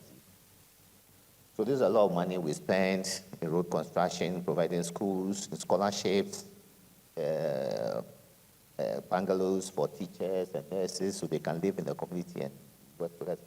So this also creates value in terms of a good reputation for the company, as well as making sure that we have a good relationship with the people within the community to allow us to do our work without disruption.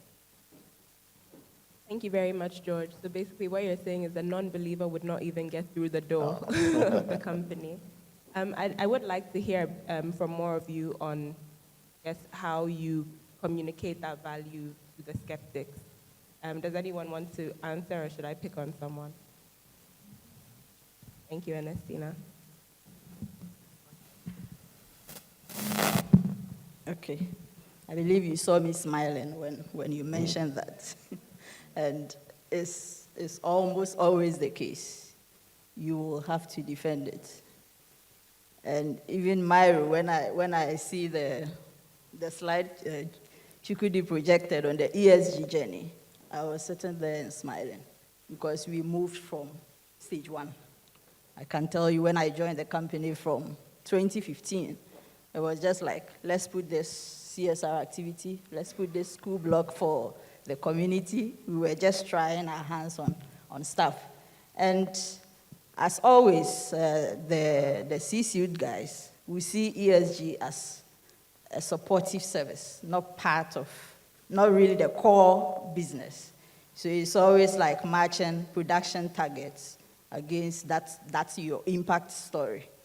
But I think things are changing now. Things are beginning to change. I can share a very funny story.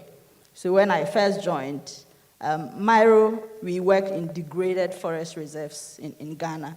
So it's a public-private partnership sort of agreement that we have with the Forestry Commission, where they will lease out degraded areas to the company to reforest, and then we harvest, and at the end of the day, there's a benefit sharing mechanism in place. So we were sitting with just 5,000 hectares of land, and out of this allocation, you won't have all the 5,000 being plantable. There are some rocky areas which the community also assigns some spiritual significance which you can't touch, and we have conservation areas. So there's always a restriction on the amount of land which is available to you at a time for planting. So then I joined as a young environmental manager, and I'm there talking about buffer zones, leaving buffer zones along the rivers, what we call the riparian areas. So I said, according to the National Buffer Zone Policy, if you have a river running in your concession, you should be leaving up to 50 meters. By looking at the size of the river, I think we can do with 30. Then the general manager looks me in the eye and says, we don't have an area to plant, and you are here talking about 30-meter buffer. So if we have a river running right through the compartment, means 30 meters here, 30 meters on the other side. 60 meters, where are we going to find land to plant? And I was looking at it, and I said, but you want to be certified for FSC, you will need to have the buffers in place. Then he calls London. You need to get rid of this, your manager, she's disturbing us. Then I'll try to explain. But at the end of the day, we put in the buffers. So in 2017, we went for our first FSC audit. At that time, the auditor was an OHS expert, so he didn't really comment about it. Then the following year, in 2018, we had this auditor who was an environmental expert, and we took her to the field. All she saw was, I want to see your riparian areas. We took her to about 3 or 4 places, and then she said, I'm okay. I don't want to see anything else. Let's go back to the office. So in the closing meeting, she says, I saw your 30-meter buffers, and they are all looking great. Then the general manager, he was sitting just opposite to me. He was looking, and I was staring at him. He started smiling. So, I mean, you need to let them know, or let them see why we need to have this ESG system in place. And it's not just about we going high on the production side, getting the margin, the high profit margin, but you need to draw their attention to the fact that, look, if we neglect the OHS part, and there is a huge accident, apart from the company's reputation, you are also going to get lost time. You are not, the workers who will be in that shift are going to be so demoralized. There's no way you are going to achieve that target for the day. So, look, we need to pause, put in training. In fact, there were times when you even asked that you want to have 2 box stocks that were going to take like 5 minutes, 10 minutes. You get managers fighting you. That is production time. We need to get this done, and you are here talking about 2 box. But then what if there's an accident and we lose the work for the whole day? What do we do? So it's always good we draw their attention to that. And for instance, the waste management staff, maybe the company will be struggling with how to dispose our waste. But if there are means that we can put this waste into good use, be able to say generate power out of it, are we not going to cut down on our costs using electricity on the national grid? So when we point out these things to them, then they begin to appreciate it. Thank you. I think Ernestina made a very good point, which leads me to one point that we see among some of our ESG professionals. And sometimes they also need to understand a way to communicate. And I know it comes sometimes with experience, but even if you're a younger professional, you should at least have some basic understanding of the legal requirements in your sector so that it helps you put your arguments across in a way that is convincing. Because how much of the financing is to women entrepreneurs? How are you measuring your CO2 emissions? So in the case of CalBank, yes, we're principally solar powered, so we can actually say that we avoid X number of tons of CO2 emissions a year. But look around and see what people in your sector are disclosing and try and emulate that. Try and go beyond what is regulatory, but find opportunities. So for example, as a listed company, we're supposed to do 1 facts behind the figures presentation a year. We choose to do 2. And that gives us an opportunity to report beyond what is regulatory. Go the extra mile and talk about yourself, whether it's positively or on the other, when it's positive, but on the other occasions when it's not so great. You need to communicate through good ESG, but also bad ESG, and times when you do have pitfalls, because everybody will have a pitfall at some point. But the most important thing is to communicate through it. So just to add, we are gradually getting to a point where you just would have to be compliant. It's unfortunate that in our part of it, and I always keep asking, if you look at all these initiatives and all these interventions, they are externally driven. But what is our internal passion to address some of these issues? Like BII has initiated this program and pushing for ESG and systems. You see, we must build this as part of our businesses, because it will come a time where if you are not compliant to any of these initiatives, you will not be in business. There's absolutely no doubt about that. So when we are even starting smaller businesses, sometimes you might be sitting and say, well, this is possibly far away from me, and then you'll be looking at some other things. If you are looking at a global perspective in your business, then definitely you should be looking at how to be compliant to some of these things. And they are very, very important. Apart from the human face to it, you owe it as a responsibility to yourself and the future generation to ensure that you do what is right. So in terms of ensuring environmental sustainability, that is what has brought us. And most of us in this country are complaining now about Galamsey and all the challenges that is bringing to the to the agricultural sector, and we are complaining. And recently, I was talking to a team of people that very soon, if you are not fortunate, for you to even export any produce to outside this country, you would have to meet certain requirements by testing for certain metals, which are very expensive. We don't have the technology so far to do them, and ask whether we are ready. So I think whilst we are trying to fit into the external pressure, my rhetorical question is, what are we doing internally as a people, as a government, as organizations, state agencies, to ensure that we are not always pressured from beyond or and above to do what is right, but we look at the things that are required by us and do them. I don't see why we should not be able to manage our own waste.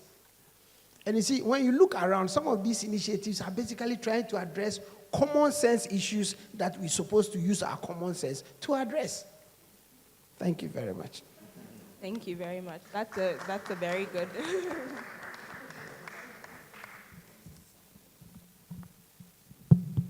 Okay, so in respect of the standards that people could use, I think we all want to be sustainable businesses. I mean, the sustainable development goals are there. You could have a look at them.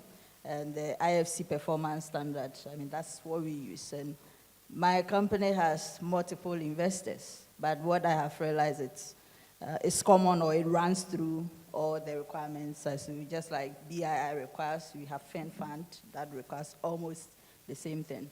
So you could go through that performance standard and then tailor it to your needs. I mean, your ESG-MS should be according to your skill. It doesn't have to be like mine.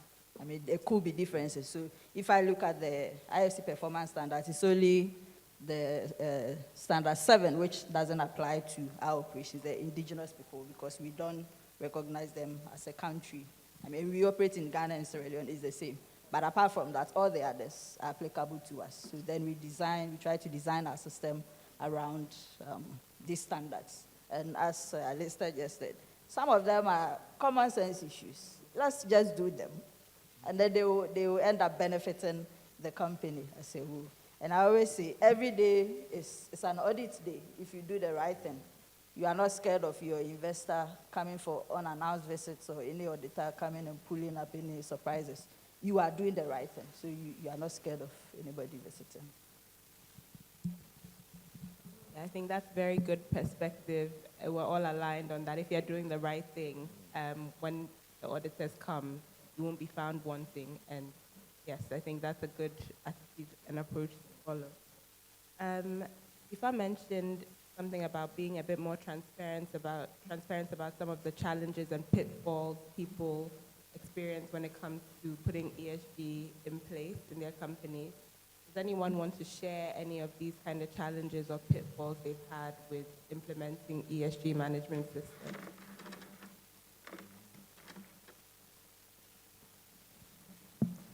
Yeah?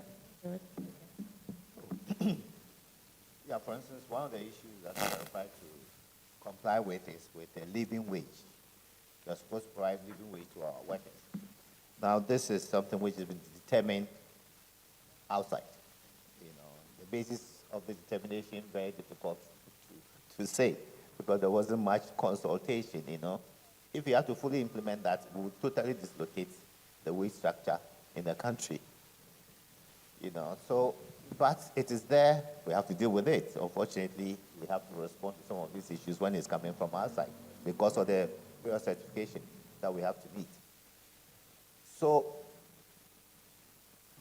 our approach is that, look, we cannot meet those levels of wages at this point, but we are working towards achieving them over time.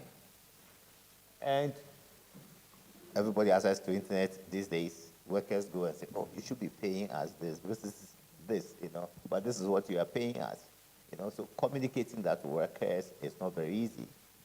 But we have to do that, sit them down to say, look, this is not something determined by us. We're not consulted about it. Somebody decided that this is a threshold which we have to meet. We do not think we are there yet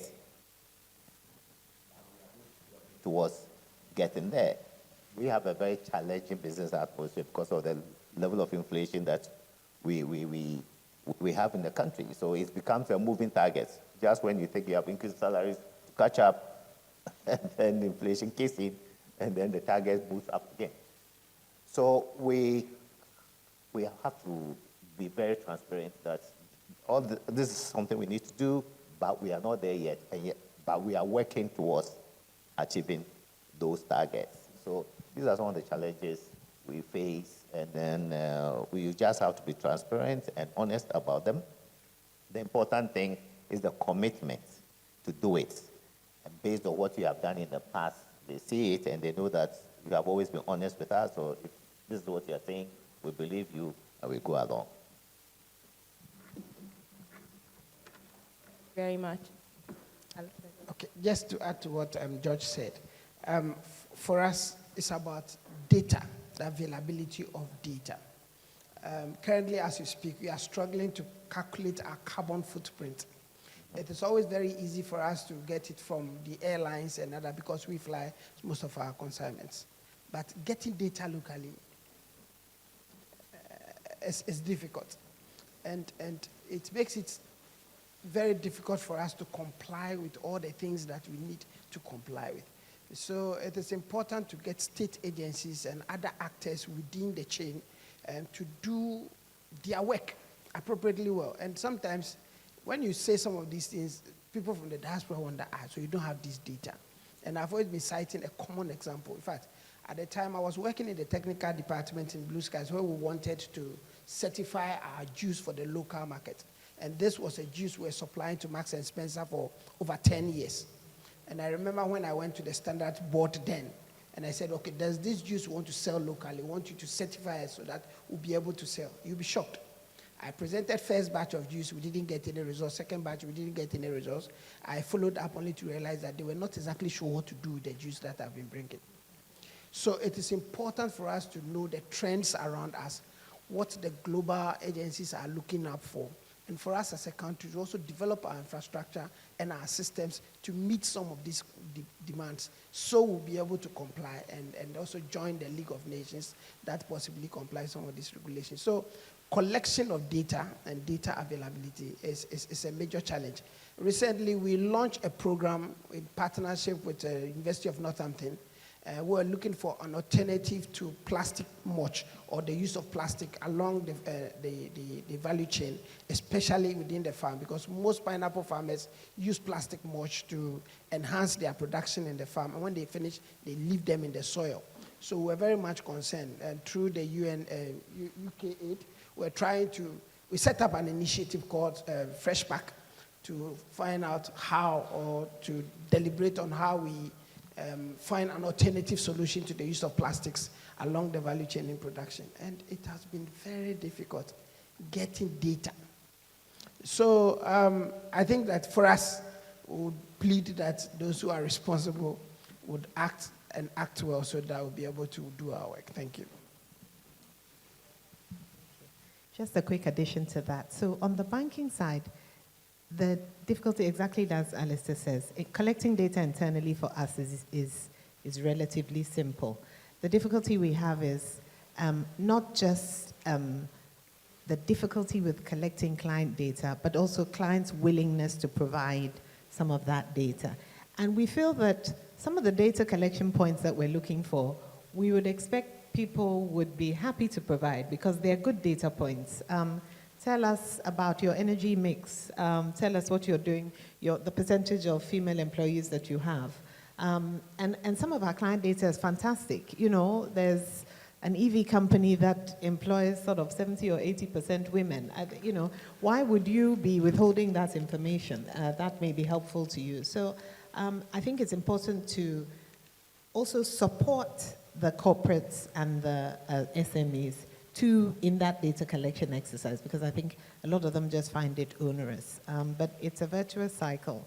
The more information they provide, the more investment we can also provide. I want to ask if the kind of data that's available actually influences which of the metrics you prioritize in terms of when you're reporting, when you're looking at specific initiatives, which ones to prioritize. Is it based on the data that's available, or you use other things to derive what's important. I think Chukudi, I'll ask you this one.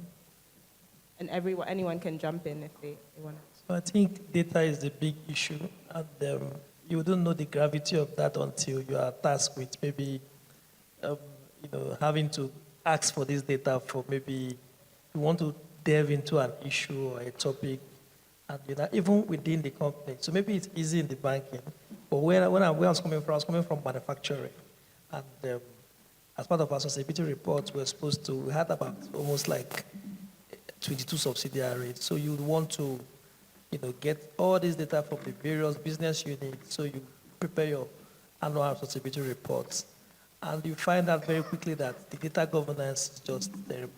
And I think it stems from the fact that the priority level given to sustainability within the manufacturing or corporate system is not that much. That's why it's not prioritized. Because financial data is prioritized. I mean, down to the latest inventory, down to everything is very detailed.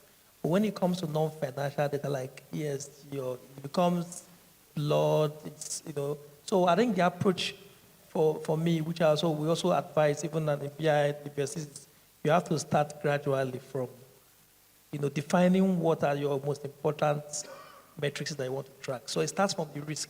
If you know that this sector, based on my sector outlook, the trade associations I belong to, what my industry peers are doing, and also what is the material things that affects the way I make money, these are the E&S things, topics I should be tracking. So let's say, for instance, you're in road safety.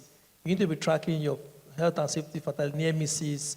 These are standard data for you. If you are a very emissive sector, you need to be tracking your carbon emissions, either for intensity or absolute values.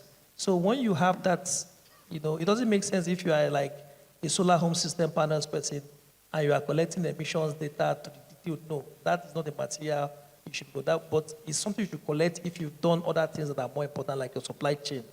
So once you've had that, then you understand where am I in my maturity level, and then what are the various functional units that have this data. Some are with HR, some are with internal audit, some are with supply chain, and know which ones are available, which ones can we start reporting.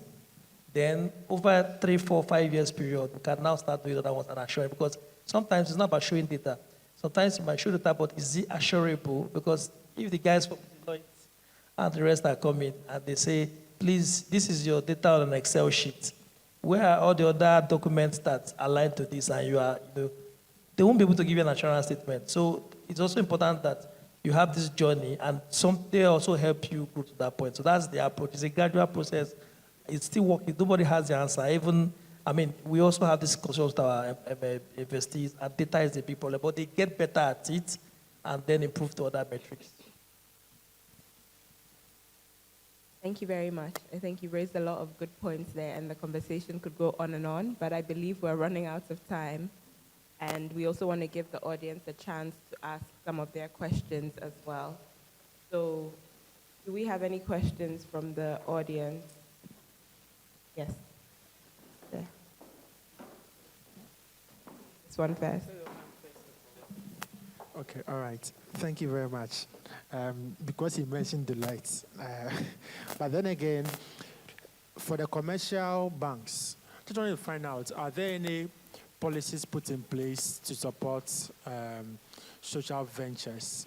I don't know whether it's a framework that has been put in place by your bank specifically, but are there any social bonds or social loans available to companies that try to engage in activities that have a positive impact on the society? Can you shed some light on that? Okay, specific to CalBank, no, we don't have projects or we don't have a product that is geared towards what I would call a social loan. I would say the closest thing that we have internally as the bank is what we do in the women's banking unit, which is to provide subsidized loans to women at the micro level.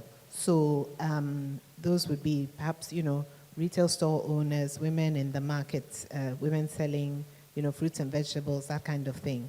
And those loans are a certain proportion of risk assets have been set aside to make loans available at subsidized rates.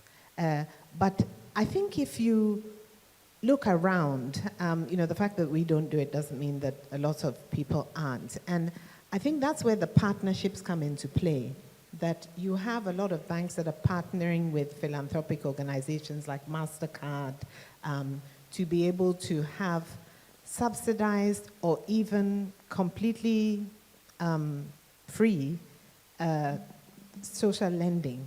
And I think one of the things that, to your point, one of the things that banks always complain about, and also to a certain extent development finance institutions, is that there isn't enough pipeline. We don't have enough projects, and we're not seeing the ESG projects. And I would say one of the areas that I think banks will trend into in future is actually investing more in things like incubators and accelerators to be able to see more pipeline. Because the thing is, banks are in the business of risk. If they're going to go into an area where the risk is not mastered, it's going to be a decline. But I think if there could be more partnerships with incubators and accelerators who are actually demonstrating proof of concept, proof of viability, if there are those kinds of partnerships, it's a virtuous cycle because the bank is then growing its own pipeline, but using a sort of subsidized route. So I think that's a trend that is emerging, but also is going to be a big trend in the future.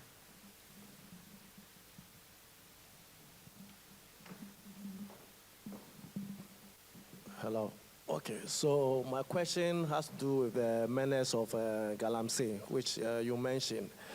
And my question goes to the wood production company, Golden Exotic, if I'm right, and Blue Skies. What is the impact, directly or indirectly? Because since your customers are all outside here, and there has been a noise, I know by now they know what is happening. So impact to your product, directly or indirectly, have you had any pushback or concern about the product that you are selling outside since the issue of Galamsey has brought itself and people are talking about it? The second question is, as individual companies, what are you doing in pushing the regulatory authorities to make sure that this issue is solved? Because I know a lot of CSOs have issued statements, but as a company, have you also issued statements because this is having direct impact on your business? Thank you. Let me attempt responding to your question. And I want to start with the final one. As to whether, I don't know, you indicated that so far, I think about 40 different CSO and organizations have issued statements. But I don't know what the response has been with regards to their statement. So I don't know what our statement would do differently. As to whether it has had an impact or is having an impact on our business, oh yes, because people are concerned, and gradually it's becoming a global issue. And now if you Google anything about Ghana, one of the first things you see is about Galamsey. So we are worried, though we have not actually, we're not getting any direct questions from our customers, but it is something that we are very sure very soon it would happen. So what are we doing about it? We are engaging our stakeholders, we are engaging our farmers. Just last week, we had a massive program for our farmers to inform them about the opportunities in maintaining their farms instead of giving their lands away for Galamsey and for some other activities. And what a lot of people don't know, and I was talking to my big brother George just a while ago, that even currently in this country, we are importing pineapples. We are importing pineapples to process, even as a business. So it tells you, and with the challenge of Galamsey, I'm sure it will get worse. Fortunately, unfortunately, pineapples do very well in sandy, loamy environments. And for some reason, we are not finding gold in some of those areas yet. So I think we are safe at this point. But it is something that all of us collectively needs to be very much worried about. Because apart from the soil being polluted, water bodies are equally being polluted now. The issue is that what kind of water are we using in irrigating our farms to produce all these wonderful crops that we export. So we are equally concerned, but I don't know whether by issuing a statement it will make any impact. We can only plead and use platforms as this to ask the powers that be to do what is necessary. Like I said, common sense approach would work. Thank you. Yeah. So I think the reputation damage for the country is massive. And then, so exports from Ghana is Ghana, you know. So we may come to a point where some buyers may be quite reluctant to buy food products from Ghana because of the possibility of that the products are contaminated, even if that is not the case. Bananas, fortunately, are all in the lower Volta, where there's no galamsey. But there's also another aspect for the pineapple sector which is ignored, which is sand winning. A lot of the pineapple farms today are gone because of sand winning. That is also galamsey of a sort. The product here is not gold, but it's the sand. You know, almost 90% of all the pineapple plants are destroyed because they come in the middle of the night, take all the topsoil off. You know, you go to the police, nothing happens. So these are all major threats to the industry. Banana, as I mentioned, does well in the lower Volta because it's close to the Volta River. You need a lot of water for banana production. But all the best soils in Ghana for banana production, equivalent to what is going on in Ivory Coast, just across there, are in the areas where we are. Tomorrow, if there's an investor, local, foreign, who wants to invest into banana production, you know, where are they going to go? There are only 2 banana companies in Ghana, GL and Volta River Estates. You know, there's a new one coming around, Sogakope, you know, also. But it will not be possible to grow banana in any of these galamsey areas because of the possibility of contamination. I sit on the board of Fair Trade Foundation UK, and there have been conversations around the table, which is very frightening for cocoa because of what is going on. You know, we really have the risk of just being banned. So this is a very, very serious matter. Very, very serious matter. For which something has to be done very quickly. I mean, we already are struggling to find the money to buy the cocoa. Imagine a situation where we cannot sell the cocoa. This is a business for millions of Ghanaians, you know. So this is a major issue. Yeah. Okay, I think it was directed to me as well. Fortunately, our customers haven't raised any queries yet because for wood products, you are not consuming them into your system. But the potential impact we see here would be like the potential claim, competing claim on the land. So at the moment, we are operating in the Ashanti region. We tried to move a bit to the boundary between Ashanti and Eastern, and then we realized there was galamsey. So we just had to pause. Because if we put any tree there, the probability that it's going to be removed because of the galamsey activity was high. So it limits us. If we want to expand, then the question comes whether that land will be available for us to expand. Yeah. But in terms of issuing statements as a company, no. But I belong to the Ghana Institute of Foresters. And I know last week a statement was released. So we just hope that it will get up there and the issue will be addressed. Okay, thank you very much, panelists. I think we'll take the last 2 questions from the audience. And I'd like to remind you that the panelists will be around after this. There'll be a networking session and some lunch outside. So you can catch the panelists there and ask them any more questions there. So if we could take the last 2 questions from inside, and then we'll wrap it up. Okay, sorry. Hi. So there's not a question, it's more of a contribution, and I hope after this, the 2 more questions will still apply. So I think earlier on there was a question on building a case for ESG to get buy-in from senior managers or the board. I think what usually happens is, as ESG managers or sustainability managers, everything sits in your head and you are the only one who knows everything about sustainability in the company and nobody cares.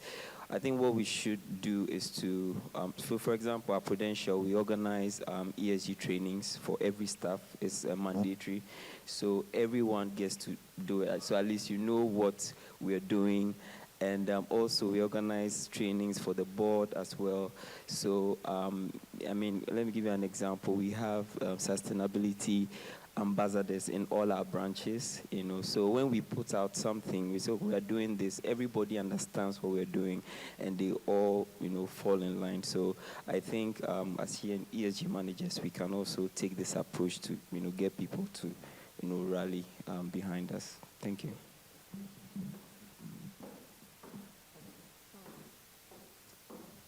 Permit me to be biased. We have lots of men, so let's let this lady, please. Thank you. Thank you so much for a very insightful panel session. My question is to Chukudi. In as much as a lot of organizations are looking at reporting on their ESG data to meet regulatory standards, there's also that thin line of greenwashing.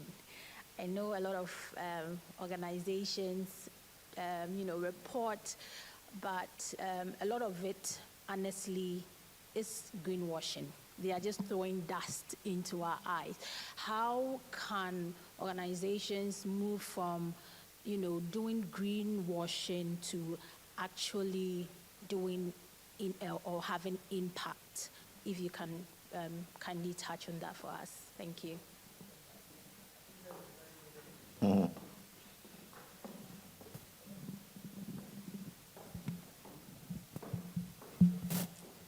That's a very loaded question, and I doubt if we have the time to finish it. But I think the main point is really, I think it's a mindset shift. That's why I would say it. And there's an ethical responsibility for an organization to actually do the right thing. Like my friend Palani said, it's a common thing to do. And I think I mentioned in my presentation that you need people like focusing on the impact, so look nice. Sustainability reports always say the nice things. But that is why we always talk about, for us, E&S risk, the risk part of it, because that is where really we look at your business from how you are really dealing with day-to-day. So most times when one of the things we check as investor or DFIs is when we come to assess you, of course, most companies send us their annual reports, which is fine, because we just read it to have an understanding of, okay, these are the areas they are, but we don't really work with it in terms of our due diligence. So we'll go down to the second level of saying, okay, this is your structure. What does the sustainability manager do? How do you manage your environmental risk? That is now when the shit hits the fan.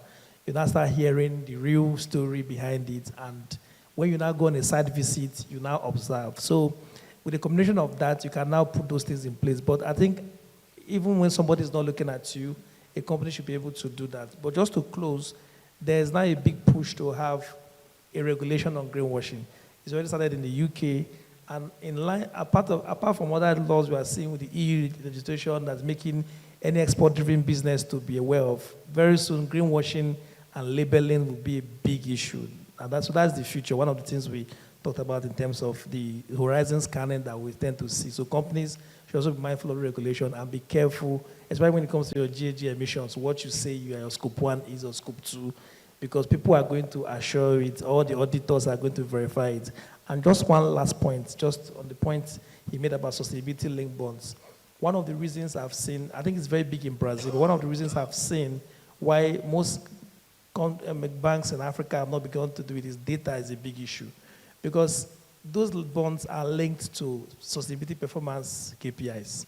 So if you can't even verify, if a bond is going to say, I'm raising $200 billion bond for a CapEx need of a company, and it's meant to be a sustainability metrics, energy consumption, year on year, if I'm giving you this money for 5 years, and you are agreeing to do 2% reduction in your CO2 emission every year to give a cumulative maybe 10% over 5 years, and I can't even, a Deloitte comes to verify that bond, your performance before you know whether your interest rate is, and they don't have data at the company level or mature systems, then there's a disconnect. So it will become very difficult. So naturally, they'll go for the commercial papers, raise their bonds through other investment houses. So I think that's an area that where a good example of where data is still very lacking, and as we improve and mature, we'll now have more maturity for assurance systems, and we can participate in all these larger bonds that are cheaper and more patient. Thanks. Okay. Okay. So just to link what has just been said to the contribution the gentleman over there from Prudential made, I think if you find yourself as an ESG officer in an organization where everything is in your head, I think your objective should probably be trying to be the tail that's wagging the dog, in the sense that I think you should be pushing that agenda upstairs, either through your MD or through your chief risk officer, to have the ESG management risk framework actually owned by the board. Because there has to be a governance hierarchy for it to be meaningful. If you're just sitting alone and you're doing ESG, and actually your board really doesn't care about it, you're probably not going to get too much traction. I know it's difficult sort of managing yourself up, but I think some of the greatest point scoring would be if you were bold and decisive and try to make the ESG an integral part of your board risk management framework. And it also sort of builds your own importance as the ESG officer within the organization. So sort of push it up through your CRO or through your MD, but it has to be owned by the board. Okay, thank you very much. Thank you for all the questions, and thank you to the panelists for the great answers. We're running out of time, so we'll have some closing remarks from the Executive Director of the UK Ghana Chamber of Commerce, and then we'll be able to go outside and network and ask any more questions that you may have.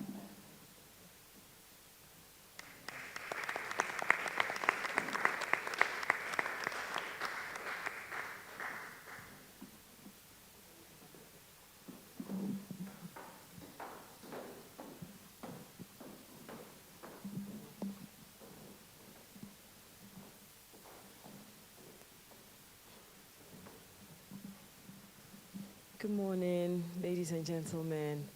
My name is Ajoba Chiama.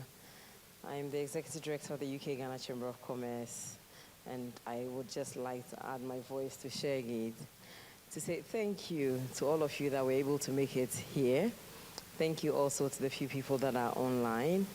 A recording of the discussions is going to be on our YouTube channel, hopefully by tomorrow or Friday.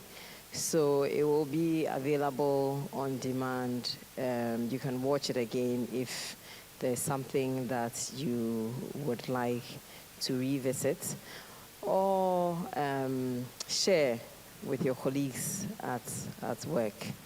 I'm very grateful to BII for allowing us to put this together. It's a very topical subject, as we've been made aware. I actually have one contribution to make. When I was a sustainability manager years ago, my way of getting compliance was to get my MD to put this in every ExCom member's goals.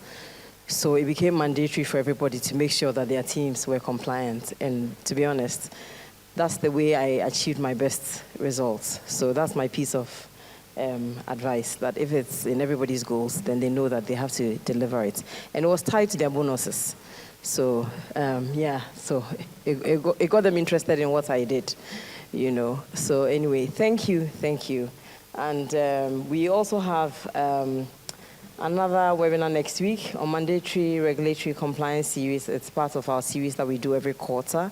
And that's, the topic is going to be on the business regulatory reforms that's been undertaken by the Ministry of Trade and Industry.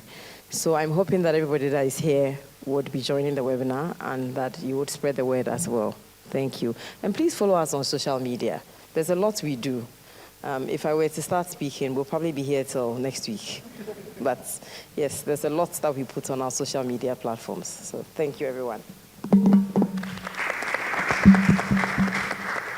Thank you very much, Ajoba. Just before we go out to have some lunch, we'd like to take a group photograph.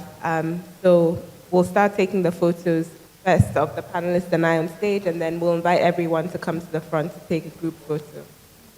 Thank you.